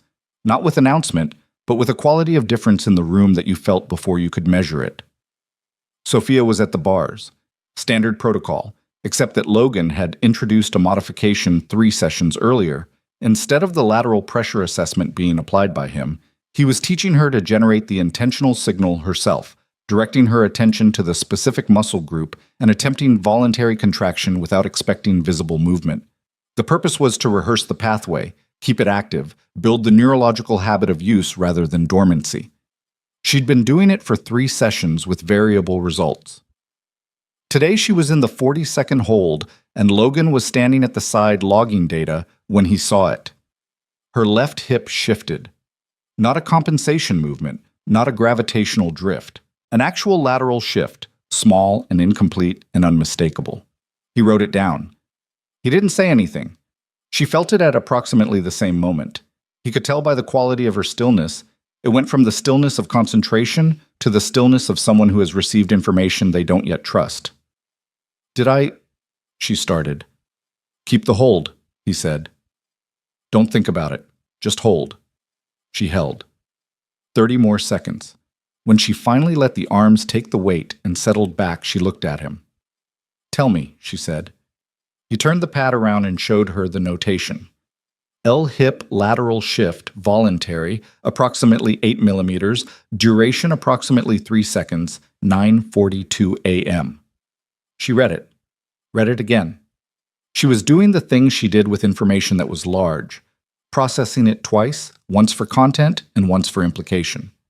8 millimeters, she said. "It's small." "It's movement," she said. Her voice was level, completely level. But her hands, resting on the bars, had tightened. "It's voluntary movement," he said. "That's specific. That's different from reflexive response or positional drift. You generated that." The silence between them had a weight to it that was different from other silences in this room. She was looking at the notation like she was committing it to memory, which she probably was. "What do we do with it?" she asked. "We do what we always do," he said. "We log it. We replicate the conditions. We see if it's consistent or if it was a single event. And we don't tell anyone outside this room until we have a pattern." She looked up. You're not excited. I'm very excited, he said. I'm experienced at not showing it. Something cracked open in her face then. Not tears, not quite, but the near thing, the presence of tears behind composure that showed itself in the jaw and the eyes, without breaking through. She turned back to face the bars, and he understood she needed the forward orientation, the absence of direct eye contact, to have the moment privately. Set me up again, she said, her voice almost steady. You need a minute. I need to do it again, she said. Please. He set her up again. The second attempt produced nothing. The nervous system didn't perform on demand. It performed when conditions were right, and the conditions included a quality of calm she didn't quite have in this particular moment. He logged the absence without comment. The third attempt produced a twitch, incomplete, possibly intentional, possibly not. He logged it as ambiguous. After the session, she sat in the chair for a while without moving toward the door. He sat on the stool and didn't push. 8 years ago, she said finally, I was living in a studio apartment in San Jose. I was running the company out of a co-working space, and the company was 3 people including me, and we were 40 days from running out of runway. I couldn't sleep. I couldn't eat a full meal. I spent most of that period feeling like I was standing on ice that was cracking under me. What happened? We closed the bridge round on day 38, she said, and I remember thinking, I remember the specific thought, that I would never again be as afraid as I'd been in those 40 days, that I'd been through the worst thing. She paused. That seems naive now. It's not naive, he said. You just didn't know what the inventory looked like yet. She looked at him. Is that what you'd call it? An inventory? The hard things, he said. You don't know going in how many there are or what they cost. You find out as you go. She was quiet for a moment. 8 millimeters, she said again, quieter. Yeah, that's something on the inventory. It is, he said, a different kind of something. She told Ella that evening, which Logan hadn't expected and probably should have. He was in the kitchen when he heard Sophia's voice from the living room, the unguarded version, the one that didn't calibrate. And then Ella's response, sharp and immediate, the sound of a child receiving news she'd been waiting for. He stayed in the kitchen. What he heard, in pieces. Sophia's explanation, careful but real, not oversimplifying but not overpromising. Ella asking what 8 millimeters looked like. Sophia saying she'd show her in the session room tomorrow if Logan said it was okay. Ella asking if it meant Sophia was going to walk. Sophia saying she didn't know yet, which was honest. Ella saying, but it means you could. Sophia, after a pause, it means it's possible. That's not nothing. Ella, Dad always says possible is where everything starts. Logan set down the dish he was washing and stood at the sink for a moment. He hadn't said that in front of Ella recently enough for her to be attributing it to a current context. She'd been carrying that sentence around from somewhere, some conversation he didn't specifically remember, and produced it now in exactly the right place. 7 years old, and she had the instincts of someone who'd been paying attention for much longer. He finished the dishes and went to the doorway. Ella was sitting on the floor near Sophia's chair, the field guide notebook open on her lap, and she was drawing something.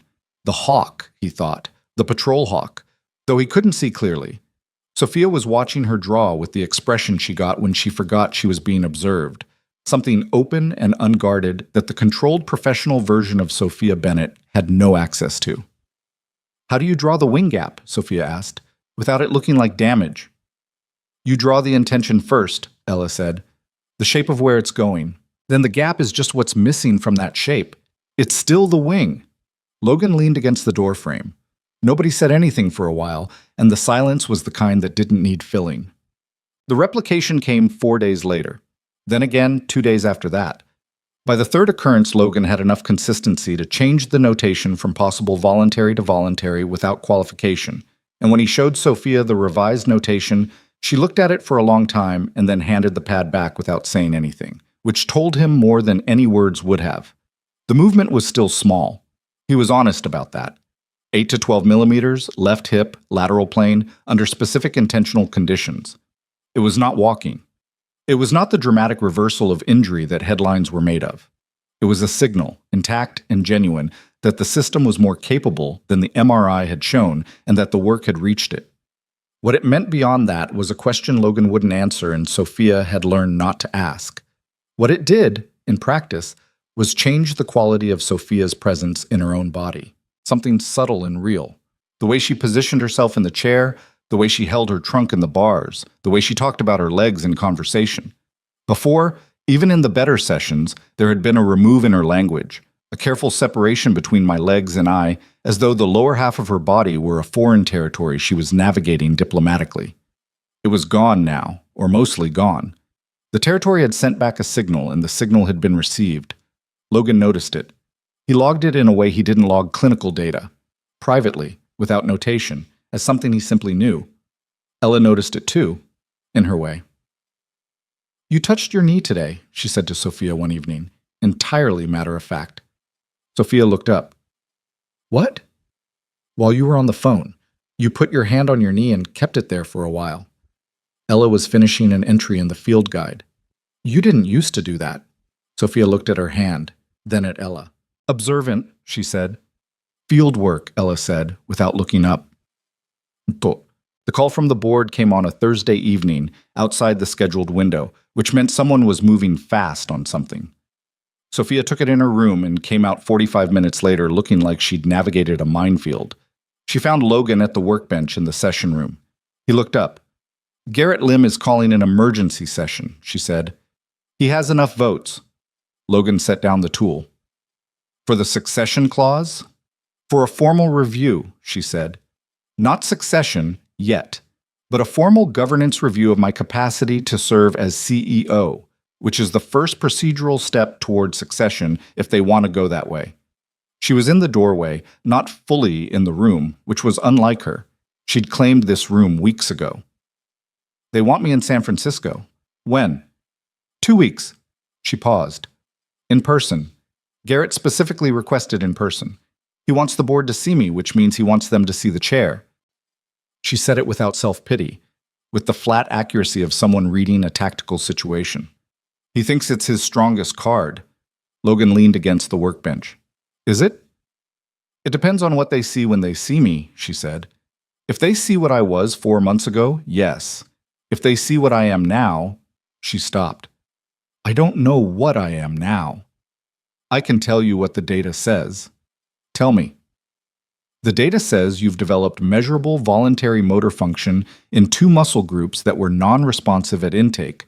Bilateral sensation is present and improving in both lower extremities. Trunk control is significantly above baseline, and your proprioceptive awareness has improved enough to change your postural mechanics without coaching." He paused. "You're not where you started. That's what the data says." "Can I walk into that boardroom?" she asked. He was quiet. "Logan." "Not yet," he said. "Not 2 weeks from now." She absorbed that. "But I can do something." "You can stand," he said. "With the bars, briefly. Without the bars," he weighed it carefully. "Possibly, with support, with significant preparation." He looked at her. "What do you want to show them?" "I want to show them that I'm functional," she said. "That the person making decisions for Bennett Technologies is capable." She paused. "I don't want to perform for them. I'm not going to stand up in a boardroom and prove I'm worth keeping because I can manage a few seconds upright. That's not the point." "Then what is the point?" She thought about it. "That I'm the right person for the job, regardless of what my legs are doing." She moved into the room fully, stopped near the bars. "The mobility is mine. It's not the board's. Whether I stand or sit in that room isn't their data point to use." "That's the right instinct," he said. "I know it's the right instinct," she said. "I'm asking whether it's the right strategy." He looked at her. "What does your CTO say?" "Marcus says the numbers support me. Revenue is up 7%, the product roadmap is solid, and the 2 major partnerships I signed before the accident are both ahead of schedule. Garrett Lim's issue is not operational. It's personal. He's never believed a company this size should be run by someone under 35, and the accident gave him a legitimate process to use." She paused. "What I need in that room is to be more myself than he expects, more in control than the chair suggests I am. The board needs to see that the accident changed my circumstances, but not my judgment." "Your judgment is sharper than when you arrived," Logan said. She looked at him. "How would you know?"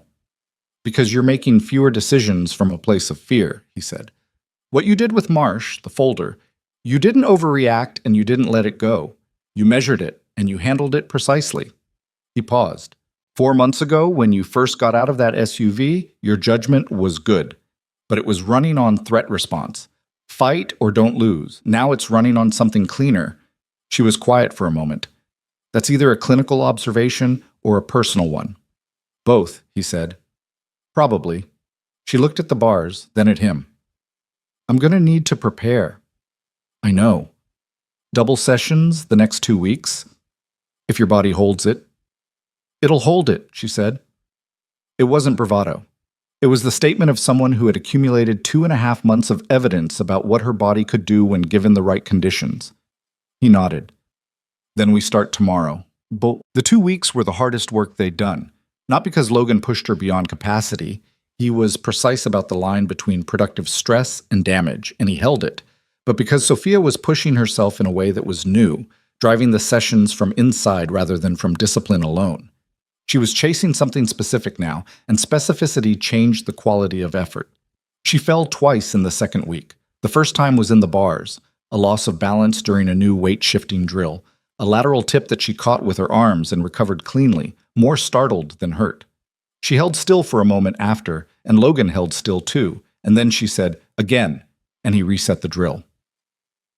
The second time was worse. She was attempting unassisted standing, Logan close but not touching, 2 feet away, the agreement being that she would reach for him if she needed to, and he would step in if the fall started.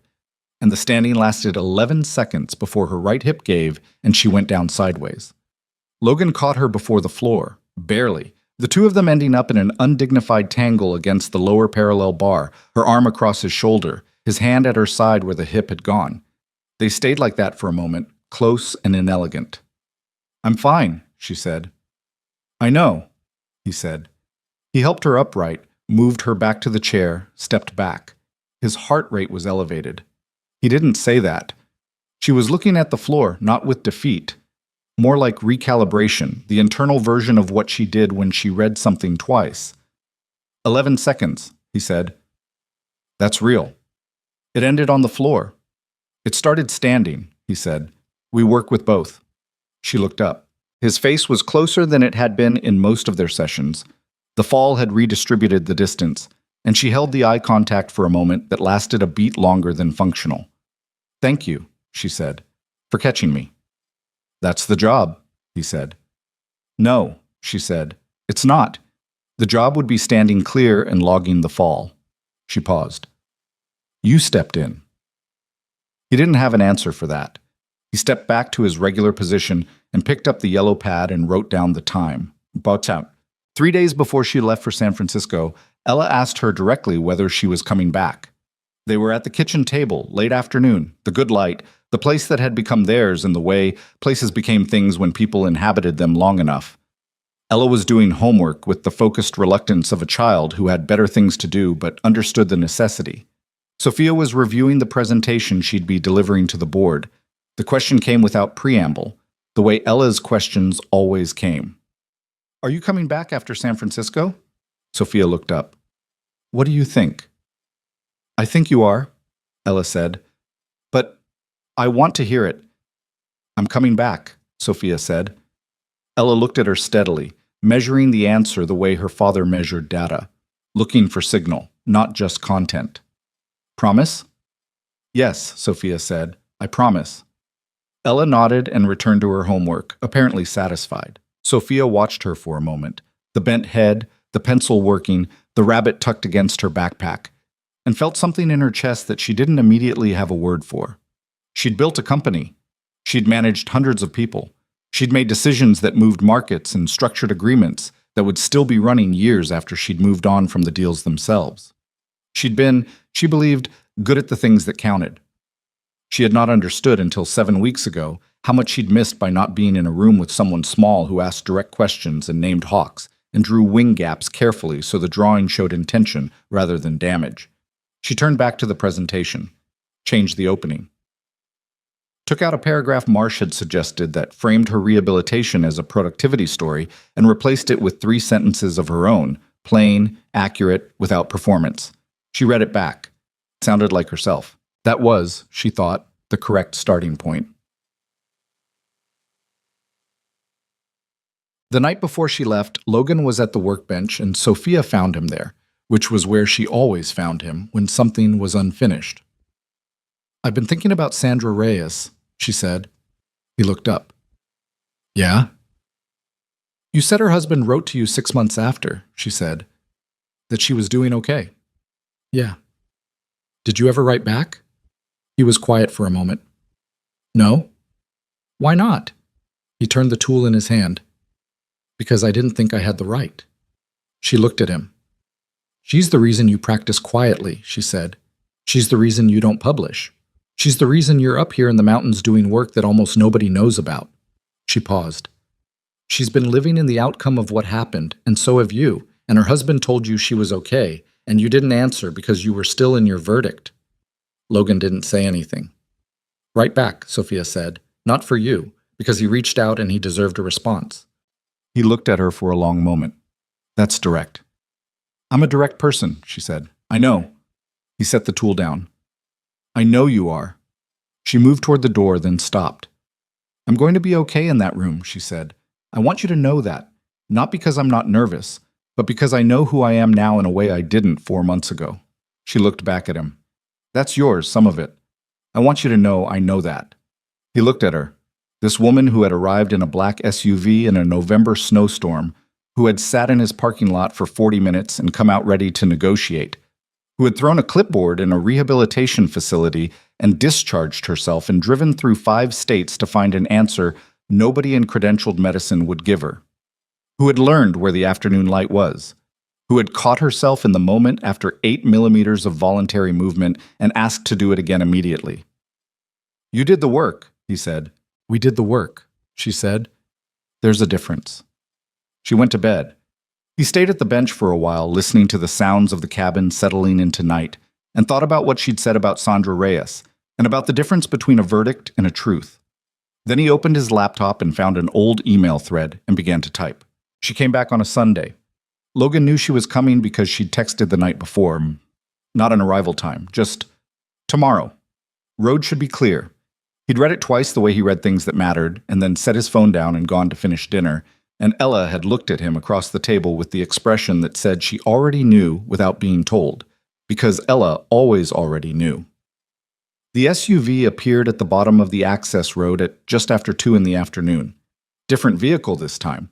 Not the black one that Marsh had driven in November, but a smaller rental, gray, practical. She drove it herself. That was the first thing he noticed. She'd been driving since the accident, he knew.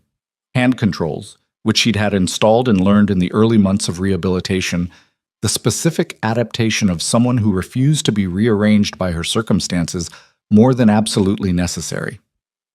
But he hadn't seen her drive before. There was something in the fact of it, in the sight of her parking that gray car with the same confident efficiency she brought to everything, that landed differently than he'd expected. Ella was off the porch before the engine stopped. She stood at a respectful distance while Sophia got herself out. The transfer to the chair, efficient and practiced, the specific sequence of movements she'd refined over months. And then Ella said, from 5 feet away, "You're back," with the gravity of a statement rather than the obvious observation it technically was. "I'm back," Sophia said. Ella stepped forward and hugged her, which was not something she'd done when Sophia left. It was brief and contained, the hug of a child who was serious about things, and then she stepped back and looked at Sophia's face with her field researcher attention. "Did it go okay?" Ella asked. "It went," Sophia said. "Come inside and I'll tell you."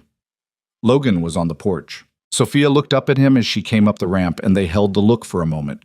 The particular look of 2 people who have been through something together and are on the other side of it and know the other person knows it without having to say anything about it. "Hayes," she said. "Bennett," he said. "I kept my job," she said. He let out a breath he'd been holding longer than he'd admitted to himself. "Yeah?" "Yeah." She came through the door. Garrett Lim resigned at the end of the meeting, which I didn't see coming. Apparently 3 other board members had been waiting for someone to go first. She wheeled to the kitchen table with the ease of someone coming home to a place she knew, which she was. The numbers made the argument I didn't have to make out loud. Marcus had everything prepared. The board saw a company that was running well and a CEO who showed up knowing exactly what she was talking about. She paused. And I didn't perform for anyone. I sat at that table and I was exactly what I am now. And it was enough. It was always enough, Logan said. I know that now, she said. I didn't know it when I left. Ella was already putting the kettle on because she'd learned in the last months that this was what you did when someone came back from something hard. And Logan looked at his daughter and thought, not for the first time, that she'd learned things living in this cabin that no school had taught her and that no circumstance had fully explained. Things she'd arrived at through the specific combination of paying close attention and not being afraid to feel them. He pulled out a chair and sat down. Tell me the whole thing. So she did. The board meeting had lasted 4 hours, which was 2 hours longer than scheduled, which was a sign of either disaster or decisive resolution, and turned out to be the latter. Garrett Lim had entered the room prepared to conduct what he'd framed to 3 other board members as a performance review, the kind that had a conclusion already decided and a process built around manufacturing legitimacy for that conclusion. Sophia had recognized the architecture in the first 10 minutes. She'd seen it before, from the other side, years earlier, when she'd had to let a VP go who'd been building a similar structure under a different vice president, the kind of political machinery that people built when they didn't believe direct confrontation would work in their favor. She'd let Garrett go first. He'd presented the case, framed around fiduciary responsibility, around the duration and uncertainty of her recovery, around the need for stable operational leadership during a critical growth period. It was professionally done. She didn't interrupt. She'd made a note on her legal pad that said good construction and underlined it, which was the note of someone who respected the quality of the thing coming at them even while they were preparing to dismantle it. Then she'd presented her own case, not a rebuttal. She'd learned from Logan that the data should stand on its own rather than being arranged against something else, that defensive framing contaminated the data it was trying to support. She'd walked the board through 17 months of operational metrics, the product roadmap, the partnership structures, the team retention numbers, the 2 acquisitions she'd evaluated and declined, and why those declinations had been correct. She'd been precise, and she'd been undefended, which was different from undefensive. She'd let the board see her as she actually was, rather than as a managed projection of what she needed them to believe. And then she'd said something she hadn't planned to say. I've spent the last 4 months, she'd told them, learning to pay attention to signals I'd trained myself to ignore. That's both a clinical statement and a professional one. The accident didn't take my judgment, it corrected my relationship with it. She'd looked at each of them in turn. The habit of a woman who understood that eye contact was a form of accountability. I'm not the CEO I was 18 months ago. I'm a better one. And I think you deserve to know that rather than simply observe it, so I'm telling you directly. Garrett Lim had asked 2 more questions after that, and then he'd looked at his portfolio binder for a long moment. And then he'd said, to the room, rather than to Sophia specifically, that he thought it was time to step back from the board and allow the company's leadership to continue without the distraction of his reservations. 3 others had gone with him. Not in solidarity. In relief, she thought. He'd been the one who made the dynamic possible, and his absence dissolved it. How did you feel? Logan asked. She considered the question. Tired, she said. Mostly tired. And clear. Like after a long session when the work is finished and you know you did the right thing, not because it felt good, but because it was the right thing. That's a good kind of tired, he said. Yeah, she said. It is. Ella brought the tea. She put it down in front of Sophia with the careful gravity she brought to things she'd decided mattered. And then she sat in her own chair and tucked her feet up and looked at Sophia with the patient, open attention that had become one of the consistent textures of this cabin, something you could count on finding here. Did you miss it? Ella asked. While you were gone. Sophia looked at her. Miss what? Ella gestured with one small hand. At the table, the window, the room, at the general territory of the cabin and its contents. Yes, Sophia said. I missed it. Ella nodded, satisfied. She opened the field guide notebook to the current page. Victor was here yesterday, she said, near the eastern ridge. I got good observations. Tell me, Sophia said, and Ella told her. And outside the Montana sky was doing the thing it did in late winter, sitting low and pale and enormous above the tree line. And the kettle made small sounds of heat, and the cabin smelled like pine and wood and something human, and Sophia Bennett sat at the kitchen table in her chair with tea she'd grown to actually like, and listened to a 7-year-old describe the flight behavior of a rough-tailed hawk with a gap in his left wing, and felt, without performance and without qualification, at home. The foundation idea came from Sophia, but it became something larger than either of them through a conversation that neither of them had planned to have. It was late February. The progress in the sessions had continued in the specific uneven way that progress always continued. Some weeks dramatic, some plateaued, some retreating slightly before advancing again. The voluntary movement in the left hip was now consistent and measurable. The right side was beginning to show similar patterns. Logan had started introducing new drills that required bilateral coordination, things she hadn't attempted in the first 2 months because the infrastructure hadn't been there. She was standing, not just in the bars, though the bar work had evolved significantly, the minutes accumulating, the quality of the stance becoming something that looked less like endurance and more like possession, but standing with a single point of support, a modified cane, custom built by Logan from materials he'd ordered and adapted, light and precise, designed for the specific mechanical profile of her current function rather than the generic accommodation of a standard aid. She'd taken 11 steps with it the previous Thursday. 11 actual steps, assisted but not supported, the weight moving through her body in the specific sequence that walking required, the nervous system executing something it hadn't executed in 5 months. Logan had counted them aloud without meaning to.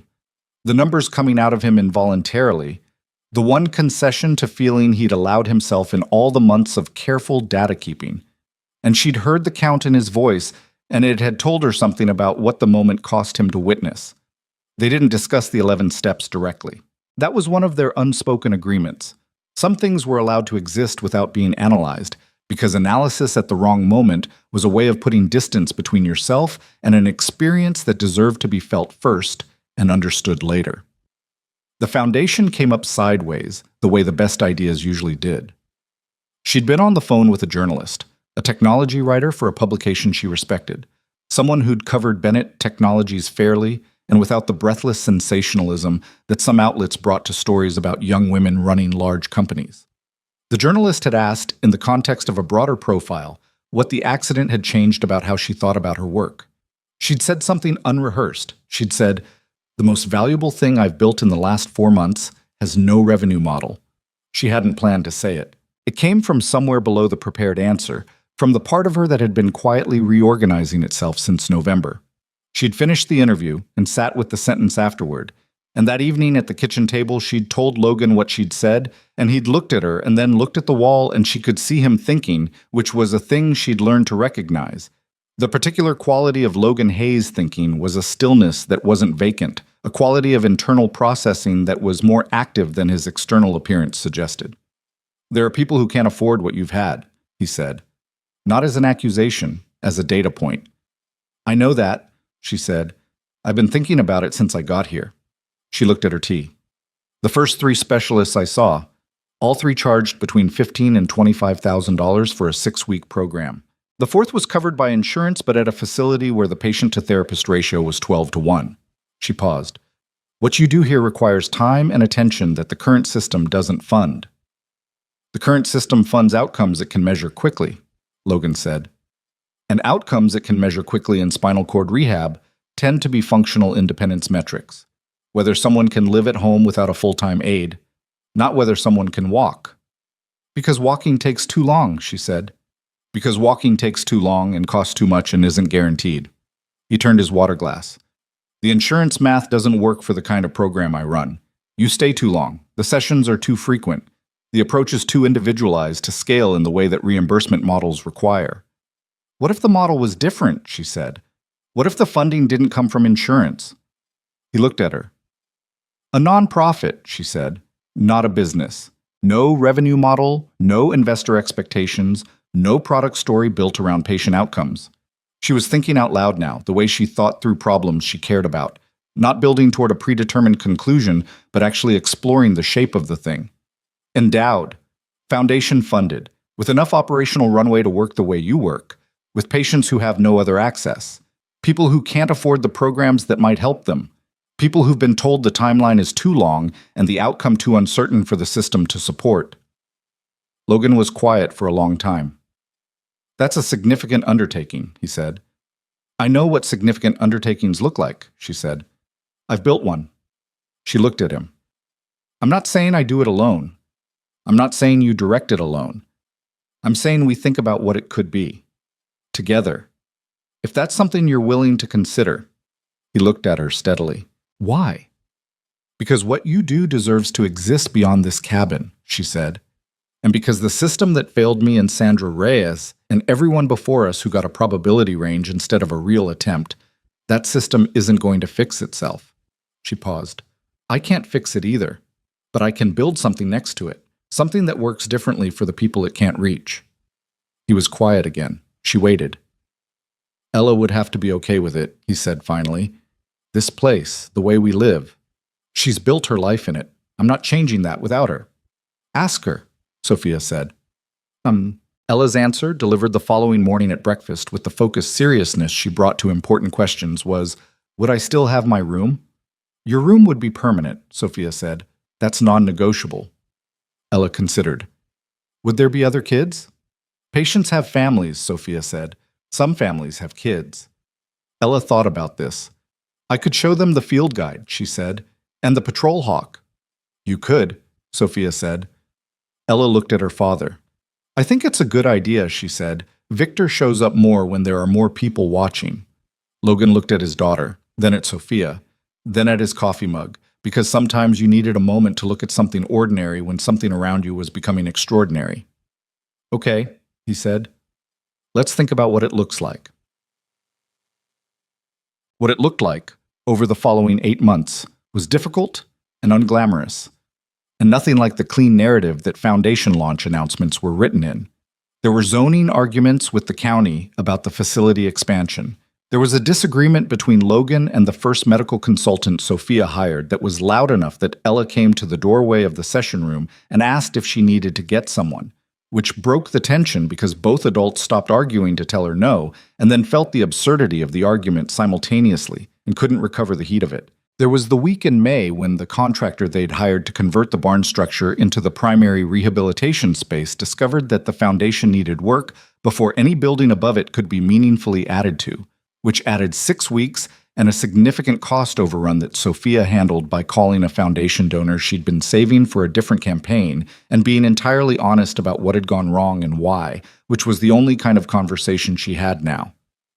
There was the patient intake question, which turned into a weeks-long discussion about criteria and philosophy that was really a discussion about what they believed the work was for, who deserved the time and attention of what they were building, and whether deserve was even the right framework, and what the alternatives were if it wasn't. There was the night in June when Logan sat at the kitchen table at midnight going through the 5th revision of the clinical protocol with a red pen, and Sophia came in because she couldn't sleep and found him there and looked at the marked-up pages spread across the table and said, How bad is it?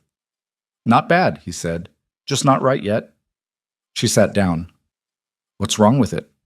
He turned the top page around so she could read. She read. She made 2 observations that were correct and one that was brilliant in the specific way that outsider intelligence was sometimes brilliant, coming at the problem from a direction that professional training had foreclosed. He made a note.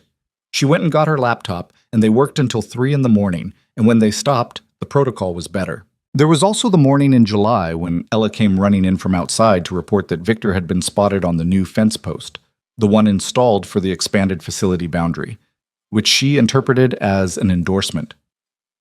That's a significant data point, Sophia said.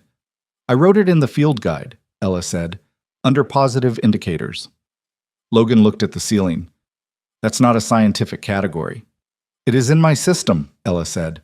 Muffs. The first anniversary of the center's opening fell on a Saturday in early November, a year after everything had started, and the morning came in gray and cold and ordinary, which was the kind of morning that significant days usually arrived on because significance didn't announce itself in advance. There were 40 people at the event, not a gala. Sophia had been emphatic about that, to the frustration of the publicist she'd brought in for the occasion, who had lobbied for a venue in Missoula and a proper program and donors in formal wear.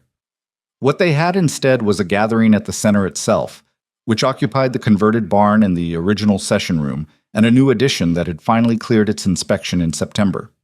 Patients, families, the small staff they'd assembled, a few journalists who'd been covering the center since the announcement, a handful of the donors who'd funded the first 2 years. Sandra Reyes was there. She'd come with her husband David, who had the warm and careful quality of a man who'd spent years learning to watch for the specific signs that his wife was approaching her limits and how to manage those signs without her knowing he was managing them. Sandra was in a power wheelchair, significantly more function than when Logan had last seen her years ago, the result of different programs over different years and the specific stubborn continuation of a woman who'd never actually accepted the ceiling she'd been given. She was 47 now. She looked at Logan when she arrived with the particular look of someone who had been carrying a conversation for years and was finally in the same room to finish it. They talked for 20 minutes, near the window of the center's main room, low enough that nobody around them could hear. Logan did not summarize the conversation to anyone afterward. What mattered was that it happened, and that both of them came away from it standing in a different place than the one they'd occupied for 6 years.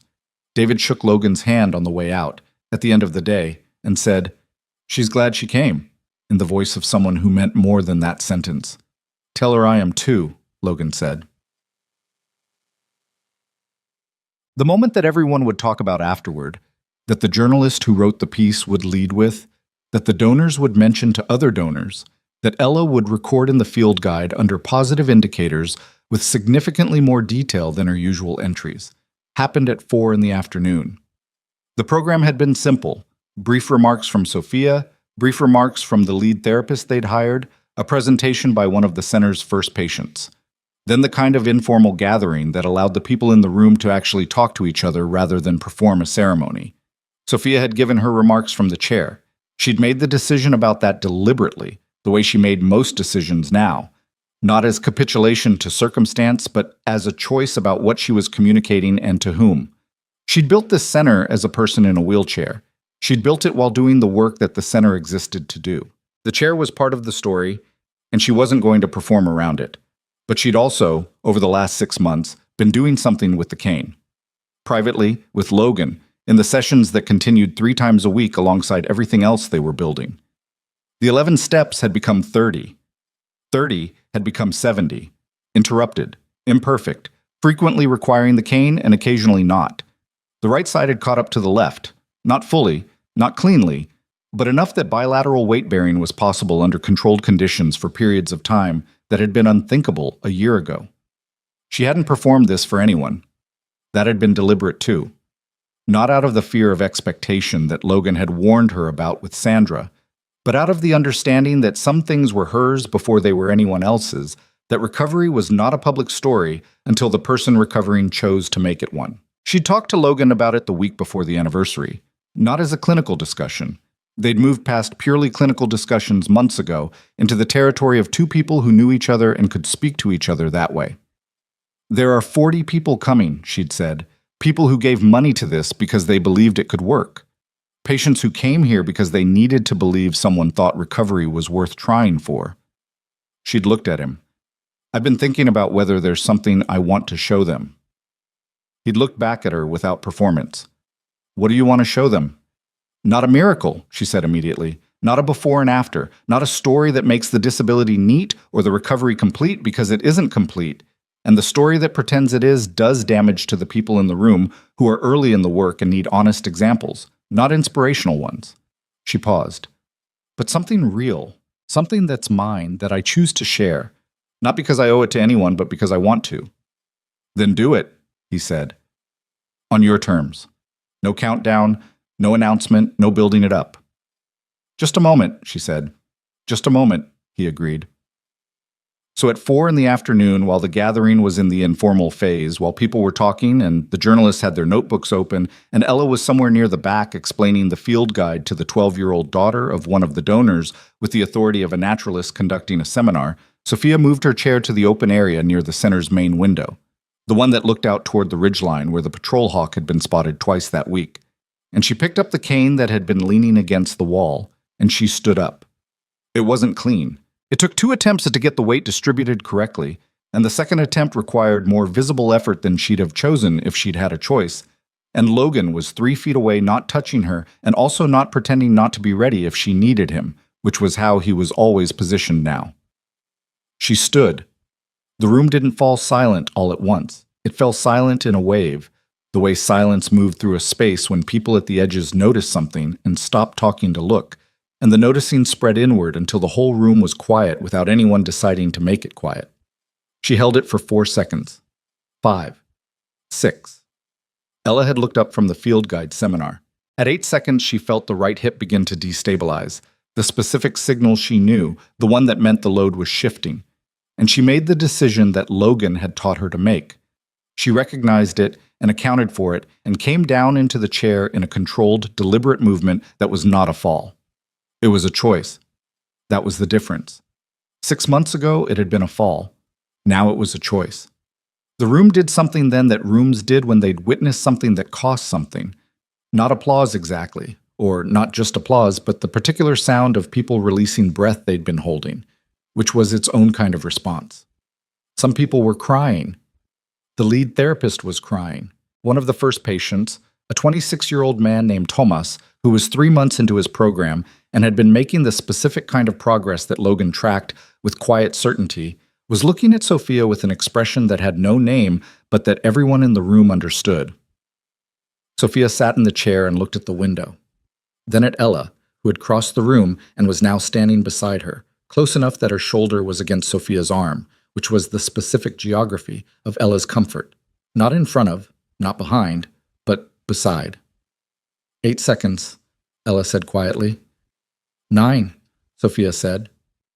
I counted 9. Ella looked at her. Field guide? Field guide, Sophia said. Out. Logan stood near the back of the room.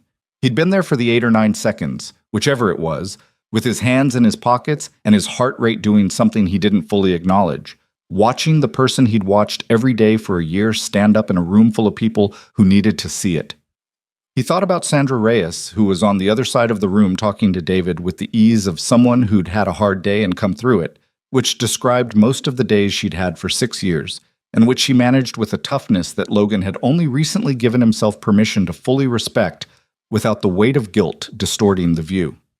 He thought about Ella, who was beside Sophia now, shoulder to arm, doing the thing she did, where she showed up in exactly the right place without being told where that place was. He thought about a November night 14 months ago when he'd been standing at a kitchen window watching headlights come up an access road in the snow, and the particular quality of his life at that moment. The quiet, the work, the daughter, the functional peace he'd built in Montana that was genuine but also incomplete in ways he hadn't fully admitted. He hadn't been unhappy. He'd been provisional, waiting for something he couldn't name. He thought about 8mm on a yellow pad. He thought about what it meant to watch someone who had stopped believing start again.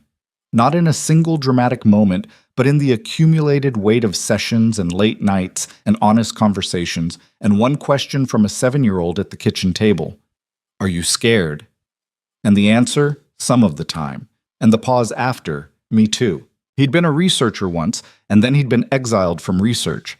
And then he'd been a private practitioner in a remote cabin who worked quietly and published nothing and kept his approach to himself because the last time he'd let it touch the world, something had gone wrong that he couldn't fully separate himself from. He'd called that humility. He'd called it appropriate caution. He'd called it what he'd learned from Austin. He'd also, if he was honest, called it hiding. He wasn't hiding anymore. The center was here. The protocol was filed, finally, with a research collaborative that Sophia had connected him with. Not published, not sold, but shared, available to practitioners who could use it, documented carefully with the full history of both its successes and its failures, Sandra Reyes included. He'd told the whole story, not the version that made him look okay. The whole thing, because that was how it was supposed to work. As Ella had told him months ago, with the certainty of someone to whom honesty came naturally and had not yet been complicated by self-protection. The truth was that what he'd built here, what they'd built, Fantar, was not a clinical triumph. Sophia could stand for 9 seconds. That was real, and it was significant, and it was the result of work that had mattered and been done with care. It was not a cure. It was not the end of the chair, or the end of the hard days, or the resolution of every physical limitation that the accident had created. The world was not going to line up cleanly on the other side of a single moment at a window.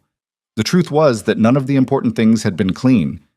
The truth was that recovery, the real kind, the kind that happened in people rather than in case studies, was not a story about returning to what you were. It was a story about discovering that what you became in the hardest part of the hardest time was not something lesser. Sometimes it was something more. Not in the inspirational sense, not the gift wrapped in the wound, but in the plain sense that people who were broken and honest about it and kept going anyway accumulated something in the going, something that smooth people and easy luck people and people who'd never had to examine their own architecture didn't have. He looked at Sophia across the room. She was talking to one of the donors now, Ella still beside her, the conversation animated, Sophia using her hands the way she used them when she was genuinely engaged rather than performing engagement. The donor was leaning forward. This happened with Sophia. People leaned forward when she talked, because she talked like someone who meant what she was saying. She caught his eye across the room, held it for a moment. Something passed between them that didn't need a name and that he wasn't going to give one to. Not here, not now, not in the compressed language of a look at a crowded event. But it was there, and it was real. And they both knew it was there, which was its own kind of acknowledgement. He looked away first, looked at the window, the ridgeline, the pale November sky above the tree line. He thought about something she'd said 6 weeks ago, sitting at the kitchen table at midnight while they worked on the protocol, in the specific register of things said late at night when the defenses were down and the sentence came out before the speaker had decided to say it. She'd said, "I keep trying to figure out what I lost, and I keep finding things I didn't have before." He hadn't answered it in the moment. He'd written it down later, not in the yellow pads, those were data, but in the old notebook he kept in the drawer of the workbench, the one that held things he didn't have a place for yet. Here was what he believed, having spent 40 months of his adult life examining what happened when the body's signal was lost and what happened when someone tried to find it again. The finding was never clean, and the path back was never the same path, and the person who arrived on the other side was not the same person who had set out. They were someone made by the specific difficulty of what had happened to them and how they'd chosen to face it, and that someone was not less than the original and was in most of the ways that mattered more. He believed this about Sophia. He believed it about Sandra Reyes. He believed it about himself, though that one was harder, and he held it more carefully, and some days he didn't fully believe it, and those were honest days too. He believed it about the patients who would come to this center in the years ahead, the people who would drive or be carried up that access road in the state they arrived in, whatever that state was, and would sit in the session room that he and Sophia had built out of a barn and a converted storage room in an argument with the county zoning board, and would do the work, and would find out who they were on the other side of it. He believed that the work mattered, not because it always succeeded in the way success was measured, but because trying, genuinely, with attention and honesty, and the willingness to be wrong and start over, trying was the thing that made a person something more than what had happened to them, and that was worth building a place for. Tomas came to stand beside him, near the back of the room. He was young, 26, 3 months in, and he had the particular quality of someone who was early in the work and was trying to understand what the later parts looked like. "Did you know she could do that?" Tomas asked, looking at Sophia across the room. "I knew she was close," Logan said. "What does close feel like from your side?" Logan thought about it, about the yellow pads, about the first 11 steps, about 8 millimeters on a Tuesday in November that had meant something he'd refused to name out loud, because naming it would have made the distance between where they were and where they needed to go feel like a verdict. "Like watching a signal strengthen," he said. "You can't always tell when it'll break through the noise, but you keep the conditions right and you watch the data and you stay in the room." He looked at Tomas. "You stay in the room even on the days it looks like nothing's happening, especially then." Tomas nodded slowly. He was quiet for a moment. Then, "Is that what you tell all your patients?" "It's what I tell the ones who ask real questions," Logan said. Across the room, Ella laughed at something Sophia said. The sudden bright laugh of a child who found something genuinely funny rather than performed. The sound that Logan had learned in 7 years to identify as the signal that his daughter was completely herself, unguarded, fully present. It traveled across the room and landed on him the way her sounds always landed, directly and specifically, the way your own child's voice always finds you through crowd noise, as something set apart. He looked at them, his daughter and this woman who had come in from a storm 14 months ago and had become, without announcement or ceremony, a permanent part of the shape of his life, and felt something that he'd been circling for months, something he'd kept at the edge of his attention because the center had needed building and the work had needed doing, and there were always reasons to not yet look directly at the thing you most needed to see. He'd have to look at it eventually. He looked at it now, briefly, standing near the back of a room in a barn that had become a center in the November afternoon light, with the ridgeline outside the window and the pale sky above it, and 40 people around him who were here because of what this place stood for. He let the feeling be what it was, without a verdict. That was enough for now. Ella looked up from across the room and found him, the way she always found him, and raised her eyebrows in the specific expression that meant, "Are you okay?" He raised his back. "Yeah." She held up the field guide, already open to the current page. Victor, it would say, in her careful print. Eastern Ridge, present, observed. And below it, in the category she'd invented and defended as scientific, positive indicators. The hawk, the signal, the return. Some things showed up when you built the right conditions and stayed in the room. That was the whole of what he knew, and the whole of what he'd given, and the whole of what had been given back to him. It was, he thought, without performance and without apology, and without reaching for words that were larger than the feeling, more than enough.